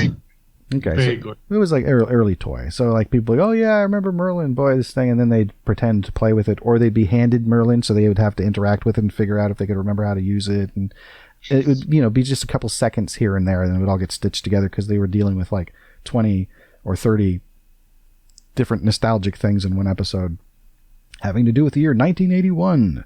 This year in film, 1981. People be, oh, I remember My Bloody Valentine, or whatever it was, and, Right. Yeah, because that was 1981. Anyway. Because I have a problem with the light bulbs in that movie, but that's just, that's just me. You have a problem with the light bulbs in My Bloody Valentine? I remember you saying something about that. Yeah, I haven't seen the movie yet. Well, I saw like the first 5 minutes. I will be finishing it at some point. It does look kind of funny. Well, there's no spoilers when I talk about the light bulbs, right? So even when I say they go down, they go down to the mines.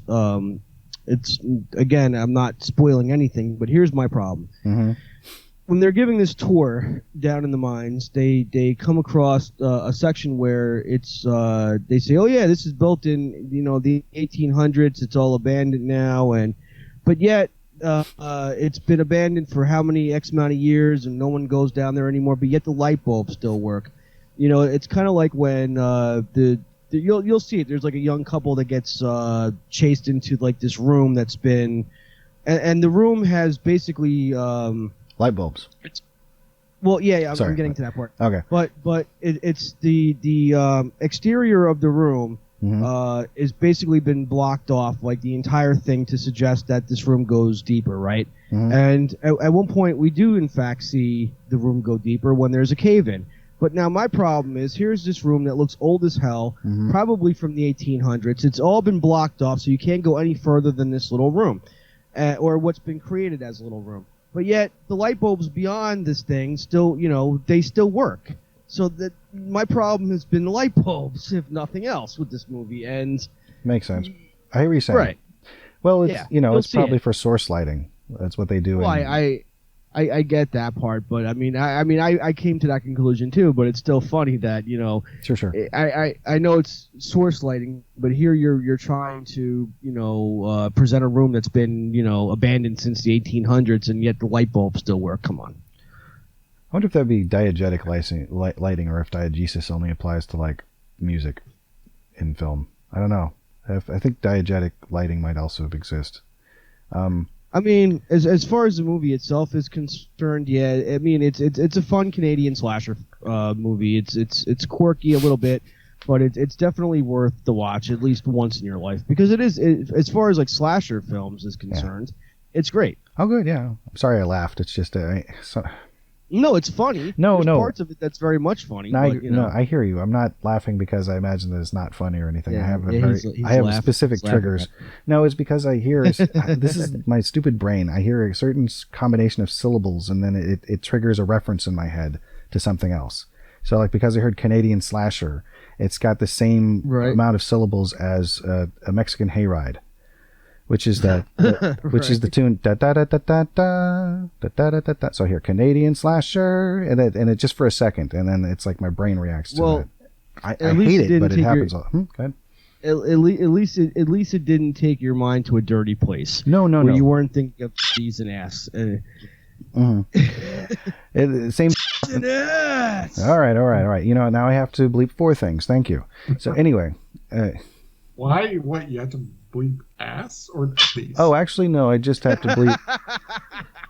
That's a good point. Now I only have to bleep 3 things because I only bleep ass if it's followed directly by the word hole.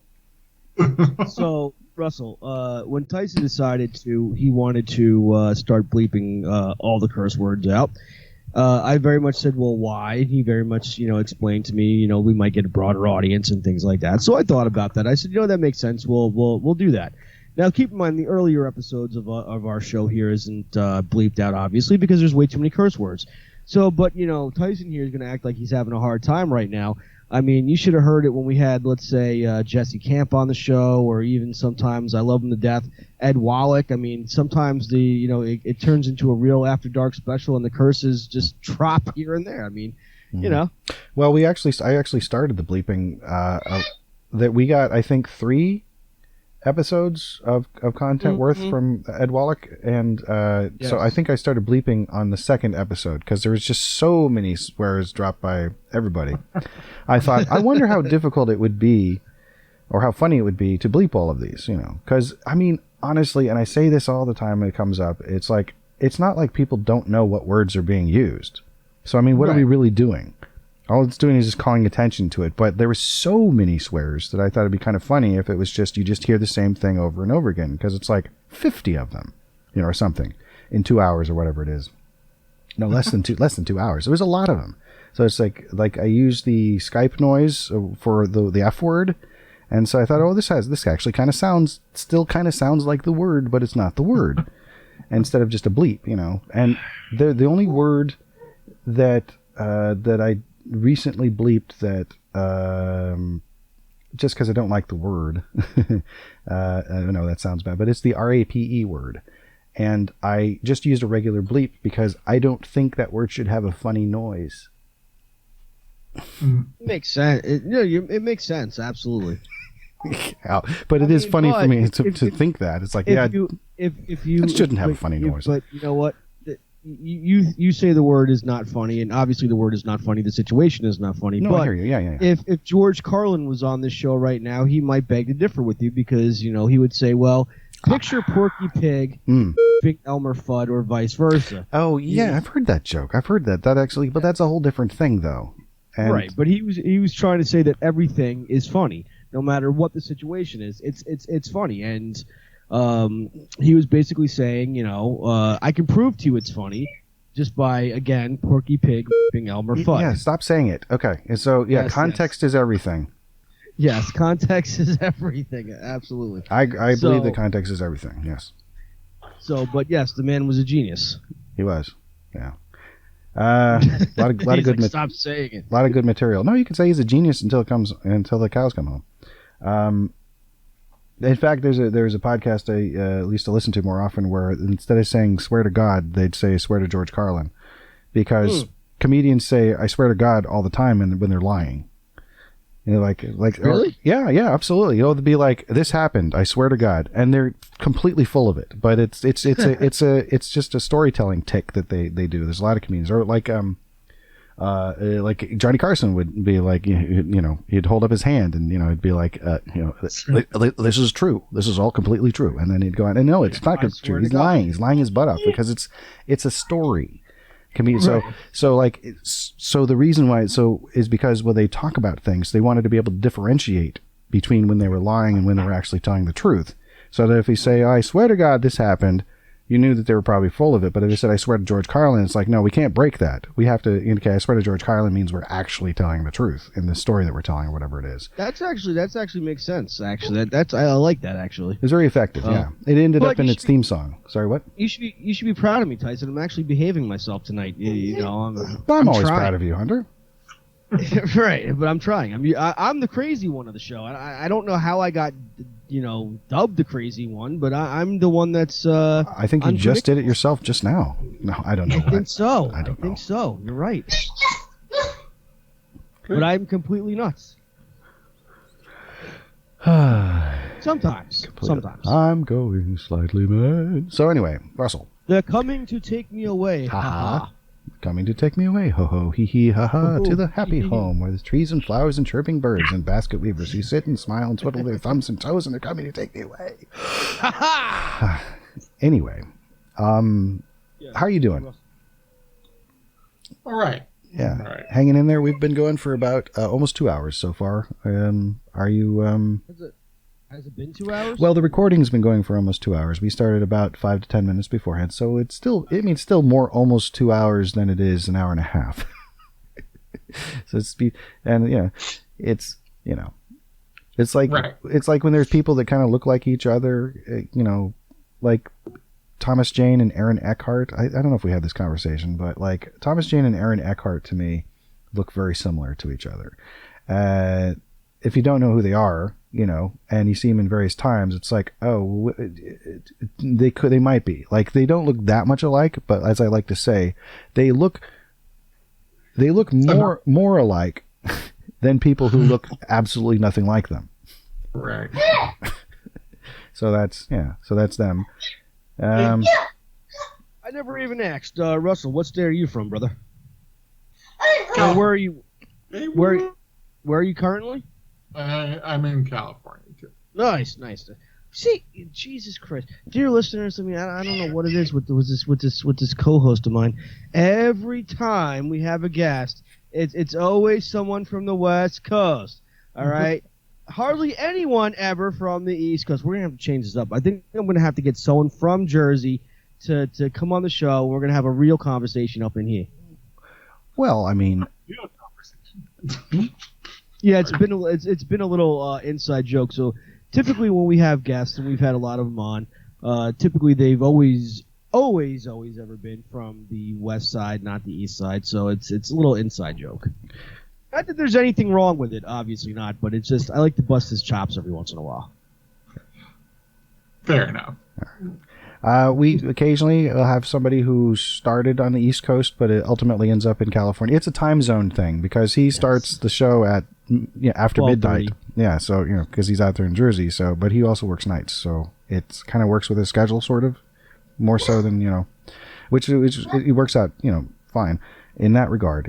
It could be a problem at one point if I guess his schedule changed, but then we'd work around that. But so yeah, like let's see, Andy Kendler is from Queens, but he lives on the coast now. Jesse Camp is bi-coastal. He actually goes back and forth between New York and California. And yes. But yeah, no, Sean Pratton, who's in Florida, so he's about two time zones away from us. So. Yes, but he's still on my side technically, and of course Corey Epps. Oh yeah, Corey's in Atlanta. Yeah, he's in Georgia. So yeah. Yes. So we there's he's right. Hunter's right. There's more people that are closer to my time zone than his, but But I mean, it's a California conspiracy. California conspiracy. Are there more people in California though? Oh yeah, absolutely. You guys are like probably the fifth largest economy in the world, probably. I think. It's pretty close. Yeah, I think we might be the largest one in the United States. Largest economy. Oh, absolutely. Not necessarily by population. I think square footage. Texas has us down. I think they're bigger. Geographically bigger. Yeah. But not the biggest state in the country. Obviously, Alaska beating them. Oh sure, yeah. But I mean, like as far as the economy goes, yeah. I don't know. I'm not too statriotic, but especially since Russell, you moved to Washington for a bit as well.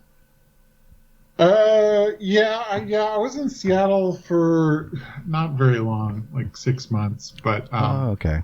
I've been in Portland quite a few times and for years. Wow. So, I mean, I've lived there 3 times and probably a total of 6 years, I want to say. So, my brother lives in Portland. He's been there for, I don't know, 15 years or something. He was living in Alaska for a while. And I lived in Redmond, and there we have a mutual friend who actually worked at the Safeway in Redmond briefly. Who I was like, "Hey, you moved here?" And it's like, "Yeah." And I'm wondering if you lived there at the same time or if you came later, because it's I can take his name. Well, I mean, it's Lauren K. I think we're both friends with him at one point. When I lived in Seattle, he was the one I moved in with. So did he work at Safeway at the time, the Bear Creek Safeway? He's still working at Safeway, but he's not working at that one anymore. I think so. I was just wondering if he was commuting from Seattle to Redmond to work. So yeah, he's been trying to get closer, and he's progressively, keeps switching and gets a little bit closer each time. Huh. But I think he actually, because he lived in Seattle proper, and he's actually working in Seattle proper now. So I follow him on Instagram as well. Yeah. For those of you who'd like to follow Lauren K on Instagram, it's Kowali Bacon. That is KOWALIBACON. Russ, do you have people? You want people to follow you on Instagram? What's your Instagram? Or you could say no. Well, there's not really a lot to follow on Instagram. But actually I have like 4 different accounts, but 2 of them are just like art accounts, just like for specific art pieces. Mm-hmm. And then I got one that's kind of my general art stuff. And then there's like my friends and family one that, that has my normal stuff. Oh, okay. Pictures of the kid one. I think that's the one you're following. Oh, okay. Yeah, good. Well, thank you. I would like to follow your art one. I mean, if you don't want to say it here, you can. But I mean, why wouldn't you want to say it here? You want people to see it. And I don't know what kind of bump we can give you, but it's Russell Grayson, RUSL Grayson, GRAYSON. And that's Grayson like Dick Grayson from Batman. That's actually my name now. That's your legal name? That is my legal name. Oh wow, I did not know that. Yeah, and my name changed. Okay. It was one of the after my divorce. It was like I changed my name, and then when I adopted my son, it was changed his name too. So we had the same last name. It was like, okay, new family, new start, new name. That's what we're doing. Very cool. Nice. So when I write your name in the credit of the episode, shall I put it as Grayson? Yeah. Okay, I'll do that. So people in Columbus, you follow this guy right here, Columbus. We've been talking about this. I'm not hearing from you, and I'm getting a little disappointed now. I will literally drive to Columbus, Ohio, because I'm that crazy. I want to hear from you guys. Let's do it up. So Russell, we've been we noticed that there was a spike from Columbus, Ohio recently. Now we don't know if it's one person just going through 60 episodes or there's an actual posse of people down there that took an interest in the show. But either case, thank you for listening. Thank you for listening, Columbus. Let's do it up. I want to hear from you guys. Hit me up. We'll do it up. Yeah, absolutely. That'd be great. Thank you, Columbus, for listening. Even if it's just even if it's just one of you, especially because you've been listening to a lot of episodes, Columbus. Thank you. Thank you very much. Mostly on SoundCloud. I'll tell you what, Columbus, I'll tell you what. The first person from Columbus who can prove to me that they're from Columbus, now you have to be the first person to contact either Tyson, RevT23 on Twitter, or Zombie Bacterium on Twitter. The very first person to contact us that says they are from Columbus, I will personally give them a shirt. All right. Oh, yeah, the shirt. I'm actually wearing our. You can't really see in the little window, but it's our show logo on a shirt.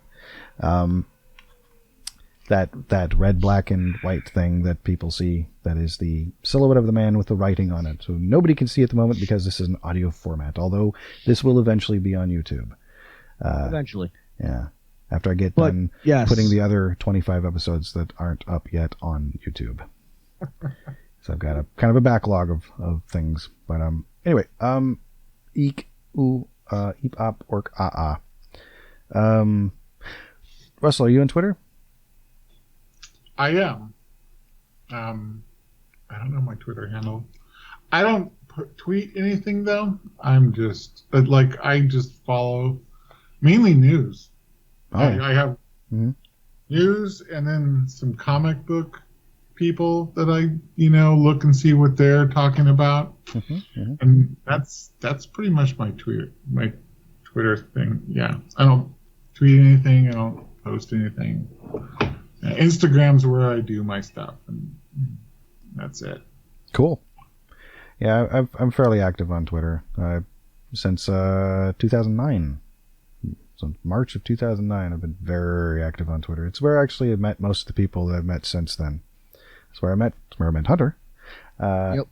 Actually, I met my wife in real life back in 2002, I think it was. So not her, but I mean, Twitter has been actually a really great resource for putting ideas out there, testing the waters, promoting the gaming videos that I do, and just seeing what's happening. I follow a lot of comedians, mostly comedians and some other people, but a lot of comedians, and then there's a lot of regular people, just regular whoever's there who's nice enough to follow me back and not be toxic, because there's a lot of toxicity on Twitter. Yeah, This is true. There's a lot of I want to say there's a very high element of cancel culture on Twitter. I feel like these cancer culture people, it's become a sport for them. Yes. To find something on somebody. When they're dredging through their history, their old tweets or videos or everything, just dig and dig and dig until they can find something, and what needs to go away, honestly? Cancel culture, because the problem is that cancel culture is part of the whole woke movement, and here's my problem with the whole woke movement. They're not really woke, they're just a bunch of twats, and, yes, there are good, don't get me wrong, there are very good causes that you can get behind as far as certain things that needed to go away. But I'm in agreement with you. I feel like now it's a sport. Now they're just trying take for example, say a pick. Now I'm going to compare Tyson to Al Franken here, for example. Say Tyson back in the 90s or early 2000s was at a party, and he's getting boozed up with a female friend, and jokingly they took a picture of him touching a boob. And she was okay with it, obviously, because it was a silly picture, right? Should now, according to cancel culture or the rules, Tyson should very much be canceled for this, if it resurfaces. Obviously, this is why I think it's complete bull. Should be or would be? Well, what would be? You would be definitely. Well, that's different than should. You got to pick your words carefully. Correct. Right. You are right. But you would be definitely canceled at that point because, they would say, well, oh my God, he's touching a boob. Well, this is assuming that I'm well known enough for people to give a crap about.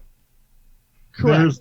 There's that. Well, yes, there is this, but also, too, what I'm trying to say is cancel culture has gotten ridiculous with itself. The same thing with woke movement gotten ridiculous with itself. It just needs to, like anything else, it's almost like the far. And I'm not getting political, but it's no, I'm not. Well, I'm really not. I promise you. Okay. It's too extreme now. In the beginning, yes, absolutely, it was great. It was fantastic because again, a lot of things needed to change and go away. But now they're just getting too crazy with it, and they need to learn to just relax, take a breath a little bit, because not everything is a cause, and you can't be more. And this is a white person problem. You can't be more offended than the actual victim. You can't be. And that's what white people are doing. They're acting more offended, more butthurt than the actual victim. It's a nice magic school bus behind you, buddy. But it's Oh, just yeah. it's but that's my point I'm trying to make. The fact that you can't be more offended, more butthurt than the actual victim. You know what I mean? More Does that rectopathic. make sense? Right. Yeah, I mean you can sympathize with people absolutely, but Yeah. I think that there is a place for canceling people who need to be canceled. I think the problem is that once it started becoming weaponized and retaliatory from the left to the right, picking out various people to become what is called a culture war issue, and then it becomes about that instead of real issues when there are actual people who are being victimized, which is a real thing. And then I think there's a lot of things below people who have been victimized as far as like strata of important things, many things under that have also been attached to being quote unquote canceled. And I guess that's probably what the cancel culture is. I think it's important to have the conversation about what's right and what's not right, and that's part of the good thing about social media. But well, I mean, there's a lot of keyboard warriors out there too that find their balls, no offense, on social media. Because when you hide behind a persona, because think about it, you go on Twitter, you go on Facebook, you go on any one of these social medias platforms. It's very easy to create, or even like the old AOL. It's very easy to create a persona and hide behind that and be more tough than you would if you were in person. How many of these keyboard warriors would actually be tough, in person, facing with a situation that they're fighting? Not too many. That's just it. Hardly any of them. That's the thing. It's easier with that filter to do that, and I think that's a big part of it. But I think one of the things that as a culture, what we need to start doing with this though is not look at like people doing something that's even offensive, that may be like something that we look at as wrong. We need to start going, oh, we don't want to have anything to do with that person anymore. We need to stop shaming people. Like that's what needs to stop, And what I mean by shaming is like saying this person is a horrible person because they did this thing. And what we need to go back to, and maybe going back to it is overstating because maybe we're never there, but I like that. Is looking at the act, looking what it said, and thinking about that separately from the individual. Somebody says something, does something that's morally apprehensible, and if we were all being honest, we've all been like that. I mean, we have all made mistakes. We've all said things that are just ridiculous, that we go later and go, wow, I really, really, really wish I hadn't said that. It's in absolutely, all but we're human beings. We make mistakes, and we gotta look at it like when people do that, it's just like that's just a mistake that somebody makes. And if somebody is online, and they post something that's offensive or racist or sexist, I mean, what's happening now is people then all of a sudden like, oh, you're horrible, that's stupid, you're wrong, get off kind of stuff. And that's what I see when I but really I think in those moments is when we need to go, hey, this is problematic, this is what's going on, and not saying you are a problem, you are wrong, saying this thing that has been said here, this kind of act that's being done there, that's what needs to be looked at. As far as like social media is concerned, I think the very thought of it was great, but it's a great experiment. Yes, but it's gotten way out of hand. You're right.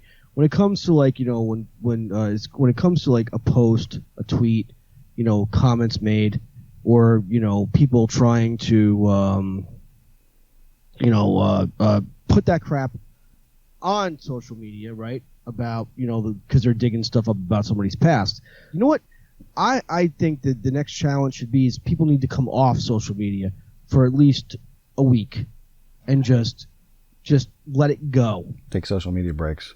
It's interesting. Yes. Take because if you think about this, right? Mm-hmm.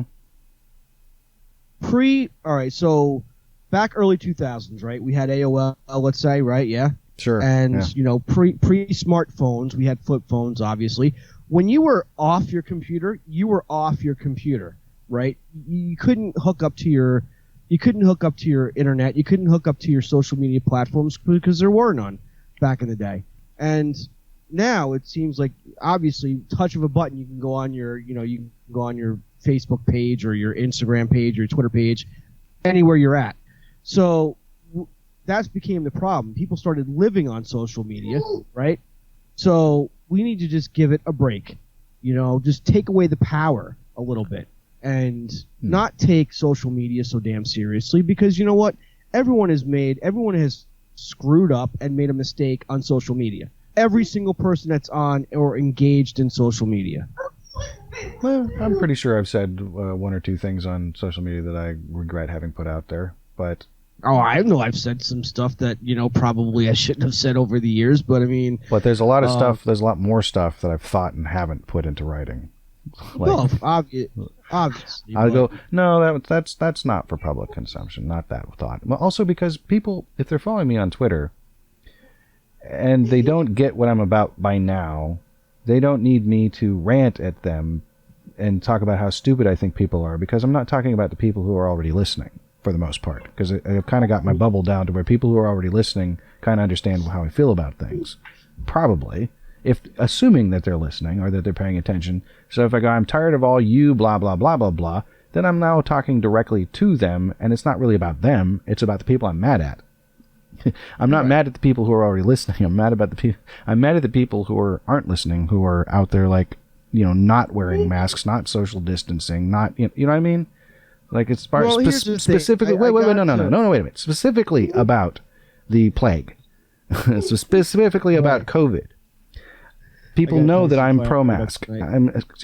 I'm pro-mask and I'm pro-social distancing. I'm pro-science. I'm pro-vaccination. I'm pro not being an effing moron, not being a selfish prick about your health and spreading disease to other people. I think that's completely not negotiable as far as logic or basic humanity goes. But I'm not going to go on my Twitter account and say, what I hate is people who don't do this. I could do that. But if I go out there and say, I'm so tired of all you, blah, blah, blah, blah, blah. See, now if I say it that way, I'm talking to them. I'm talking to the people who are already listening who aren't the problem. And that's why I have to be careful about the way I put it, because, and then by the time I've worked this out in my head, I go, okay, I'm not as mad as I am anymore. And there's far more people out there who are already shaming these people with bigger platforms. So I'll let them do it. They'll do it better. They don't need me yelling at them, because people are already yelling at them enough. All I can say is, you person who yelled at these other people about being terrible people, I agree with you. That's all I need to say. I don't need to put my own spin on it. That's all I'm saying. That's all I'm saying. When it comes to the anti-maskers or the anti-vaxxers, not next week I'm getting my second vaccination, getting my second shot, which, getting the shot was actually a good thing. I'm glad I got it. And, I wear the mask, I social distance and all that good stuff. Mm-hmm. Now, when it comes to people that are against the shot, this is what I simply say. I'm not going to shame you. I'm not going to get mad at you. But you don't want to get the shot, you shouldn't, don't get the shot, if you don't want it. But by not getting the shot, you accept the consequences. You accept the consequences of getting COVID, for one. You accept the consequences of probably never being able to go anywhere ever again, because don't forget, all these places that they want to venture to are all privatized businesses. They can turn around and say, well, guess what? we're going to have someone stand at the door and check your vaccination card to make sure that you are vaccinated. And if you're not, get the hell out of our store.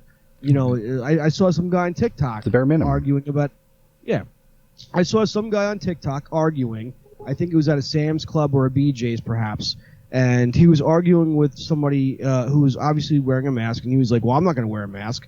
It's my right to be here. I'm an American citizen.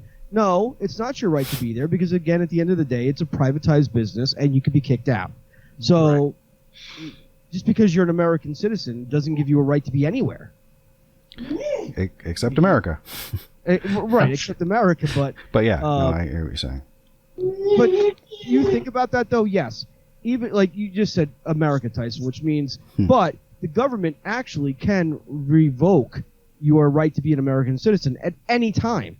That doesn't mean anything. Like your freedoms, like Tyson, you could be sitting there right now talking to us, and the government can come and say, you know what, Tyson? Well, we don't like the fact that you're wearing a red shirt and you're clean shaven now. We like Tyson from Earth 2 better, so we're gonna lock you up now and come back. We're gonna get a hold of Tyson from Earth 2, and he's gonna take your spot. Your freedoms are revoked. Your freedoms are given to you. They're not a born right. Anyone can, the government can take away your freedoms at any one given time, is what I'm trying to say. As far as that guy with the mask, it's again, he's in a privatized store, claiming that he has a right to be there because he's an American citizen. No, all these businesses, can have a greeter at the door or a COVID ambassador saying, "Oh, you want to come into our store? Where's your card at? You don't have a card? You're not vaccinated? Come back when you have one." The end, and that's it. Yeah. So real quick, just an example of kind of tag up on what you're saying. Like my main thing was the idea, and this was months ago. It's just the fact that like there's this thing called an asymptomatic carrier. I'm sure y'all have heard about this before, which is very simply, and I put this very simply. I put this out on Twitter back in the 23rd of July. With a link to Wikipedia's article on asymptomatic carrier, which, by the way, has a picture of Typhoid Mary. So this was my thought. I just said, you can get it, not know you have it, and spread it to someone who might die from it. Yes. Are you okay with that? I'm not. And I just, put that out there on Twitter, and then it had the link to there, and then hashtag COVID is not over, because it wasn't, and it's still not. And the only response I got to that was an account who I'm not going to name, but their response was, to the thought constantly that I could sneeze and wipe out your weak bloodline. So, well, it is true. You could be asymptomatic and give it to somebody that could possibly die from it. I mean, think about like the people that are dying from it. First of all, the majority of people that are dying from COVID are the ones that have underlying conditions to begin with. Yep. Like for smokers, people with diabetes, asthma patients, comorbidities is what they're called. Yep. Yeah. And the one thing that we never talk about, and we should because we don't want to body shame anyone anymore, but the thing about it is I'm overweight. We don't have to. So am I. That's why I'm on cholesterol pills now, apparently, because I'm a fat ass.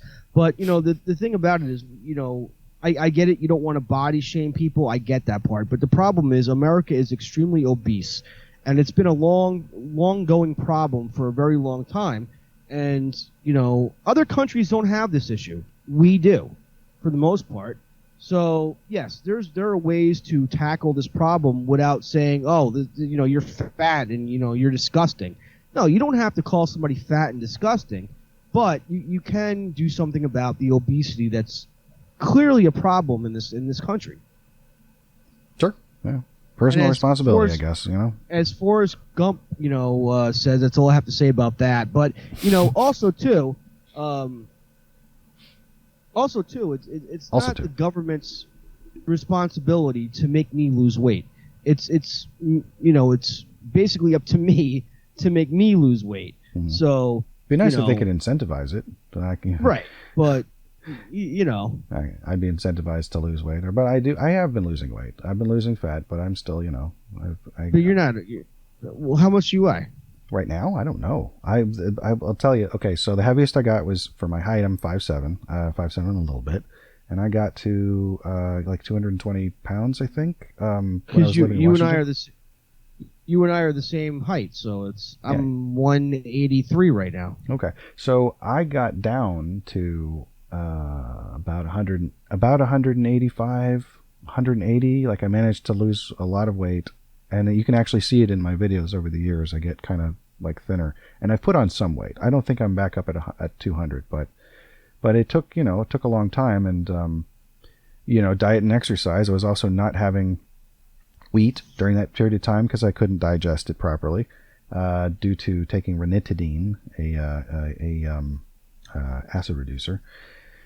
There's a whole thing there, and and also I wasn't drinking soda all the time. So I wasn't getting the same amount of sugar. I wasn't getting the same amount of wheat, which would like break down into more sugar, and I was exercising more. So lo and behold, I lost weight, and and I did well. And I was like, oh, this is working out. Okay, well, I'll just keep doing what I'm doing. So now I'm still losing body fat at this point, but it's a process. You got to kind of like, I haven't completely integrated wheat back into my diet, but it's more than it was. It was like nothing. I was basically gluten-free. I had to be. So I just learned a whole different way to, eat, and I've kind of mostly stuck with that because there's a lot of food options out there that have nothing to do with wheat. Amazingly. Lots of them. Lots and lots and lots of them. Lots of cereals that are made from oats or corn or rice or things like that, and Tyson's an assassin, so he has to watch his he's got to watch his figure, so he can't do what he does if he's overweight and stuff like that. So it's like he's like Ghost Dog. Ghost Dog. God, that was a good film. Haven't seen that in a while. He's on his roof like with his ninja sword. He's just like wah, talking to the birds and shit. So Yeah. So we don't normally talk about politics, Russell. I apologize, but it's Hey, I'm open to talk about politics. It doesn't bother me. I mean, I'm going to college right now, and I don't think I can get around talking about. Well, what's funny about this, because in the very inception of this show was to escape your headset, your mindscape, your everyday problems, whatever it was, for at least an hour of the time, and it wasn't to talk about politics, except the rule, or the unofficial rule, and I don't even know how it became a rule, was if we had a guest on the show, they theoretically can talk about anything they want to talk about. Theoretically, as long as like they don't come on the show and say, well, they start talking about how they're racist, or they're part of the Ku Klux. Obviously, we wouldn't have people like that on the show anyway, but crazy people in general. Not on purpose. So. Not on purpose. So typically, the guests can talk about anything they want to talk about, including obviously politics. Other than that, unless they bring it up, we don't typically go out of our way to talk about politics. But let's face facts: 2020 has been not a normal year to begin with. So it wasn't. No. 2020 was pretty unique. It's not a. 2021 it definitely was. I don't know. 2021 is something else. It's the same thing as 2021 is the same thing as 2020, and I hope 2021 isn't just version 2 of 2020. No, it definitely is. It's basically just the Shining Twins. It's the Delta variant of 2020. Danny. Right. Come and play with us, Danny, forever and ever and ever. Tony, I'm scared. Remember what Mr. Holleran said? They're just pictures in a book, Danny. It isn't real. See, this is what the show is about. Tony. The show is about like this kind of stuff, for the most part. Well, it's hard to say. I mean, the show is whatever it is, but it's it's whatever it is. Yeah, we'll touch on political things occasionally, but not very. We don't usually get very deep into it. But there's sometimes just things need to be said about like how crazy things have gotten, and it's there are people who do need to be held accountable, and then there are people who get roped into that and probably don't deserve the type of negative attention that they get. Because people are already just up in arms about stuff. I mean, people are tense. People have been tense since at least 2016, yes. Which is around the time we started our show. We started in October, and in that November, some major things happened. Yes, they did. We lost Leonard Cohen, who I'd just gotten into. No, I'd gotten into some time ago. Actually, I think you turned me on to Leonard Cohen, but somebody did. I think you did. I know I was listening to Leonard Cohen back then. Yeah, I think I got the greatest hits from the Works. I think probably on CD. I imagine the Works there in Eureka, next to the coffee shop. That I don't think the Works is there anymore. But no, the Works is it? Oh, good. Well, I mean, it's not at that location. It's actually just around the corner, next to Eureka Books, but it still exists. Which corner? The one that goes towards the gazebo or away from the gazebo? Towards the gazebo. Oh, okay. Like it's across the street from the gazebo. Oh. Yeah. Because then there's like the Mini Hands Gallery, and then I think it's the Works, and then Eureka Books. Okay. So. All right. Well, thank you for coming on, Russell. Yes, Russell. Come back. Please come back. Yes, I appreciate it. We actually have a... I will. And you know, I was thinking comic stuff we'd probably get to, but if we didn't talk too much about comic stuff. How do you feel? I love comics. I'm more of a DC fan than Marvel fan, but how do you feel about Halloween? I love Halloween. Then I would like to possibly invite you on for the Halloween episode this year. Okay. If you have time, obviously. Doing something a little bit different this year, so last year we dragged Laura on, which was actually a good episode. Good one. Very popular episode. Well, that's about all the time we have for Antisocial Show. I'm Tyson Sainer. And I'm Hunter Block, a.k.a. Glonk. And our guest has been Russell Grayson. Thank you. Thank you for being on here. And be decent to each other. Absolutely. Peace. Thank you, guys. Have a good time, folks.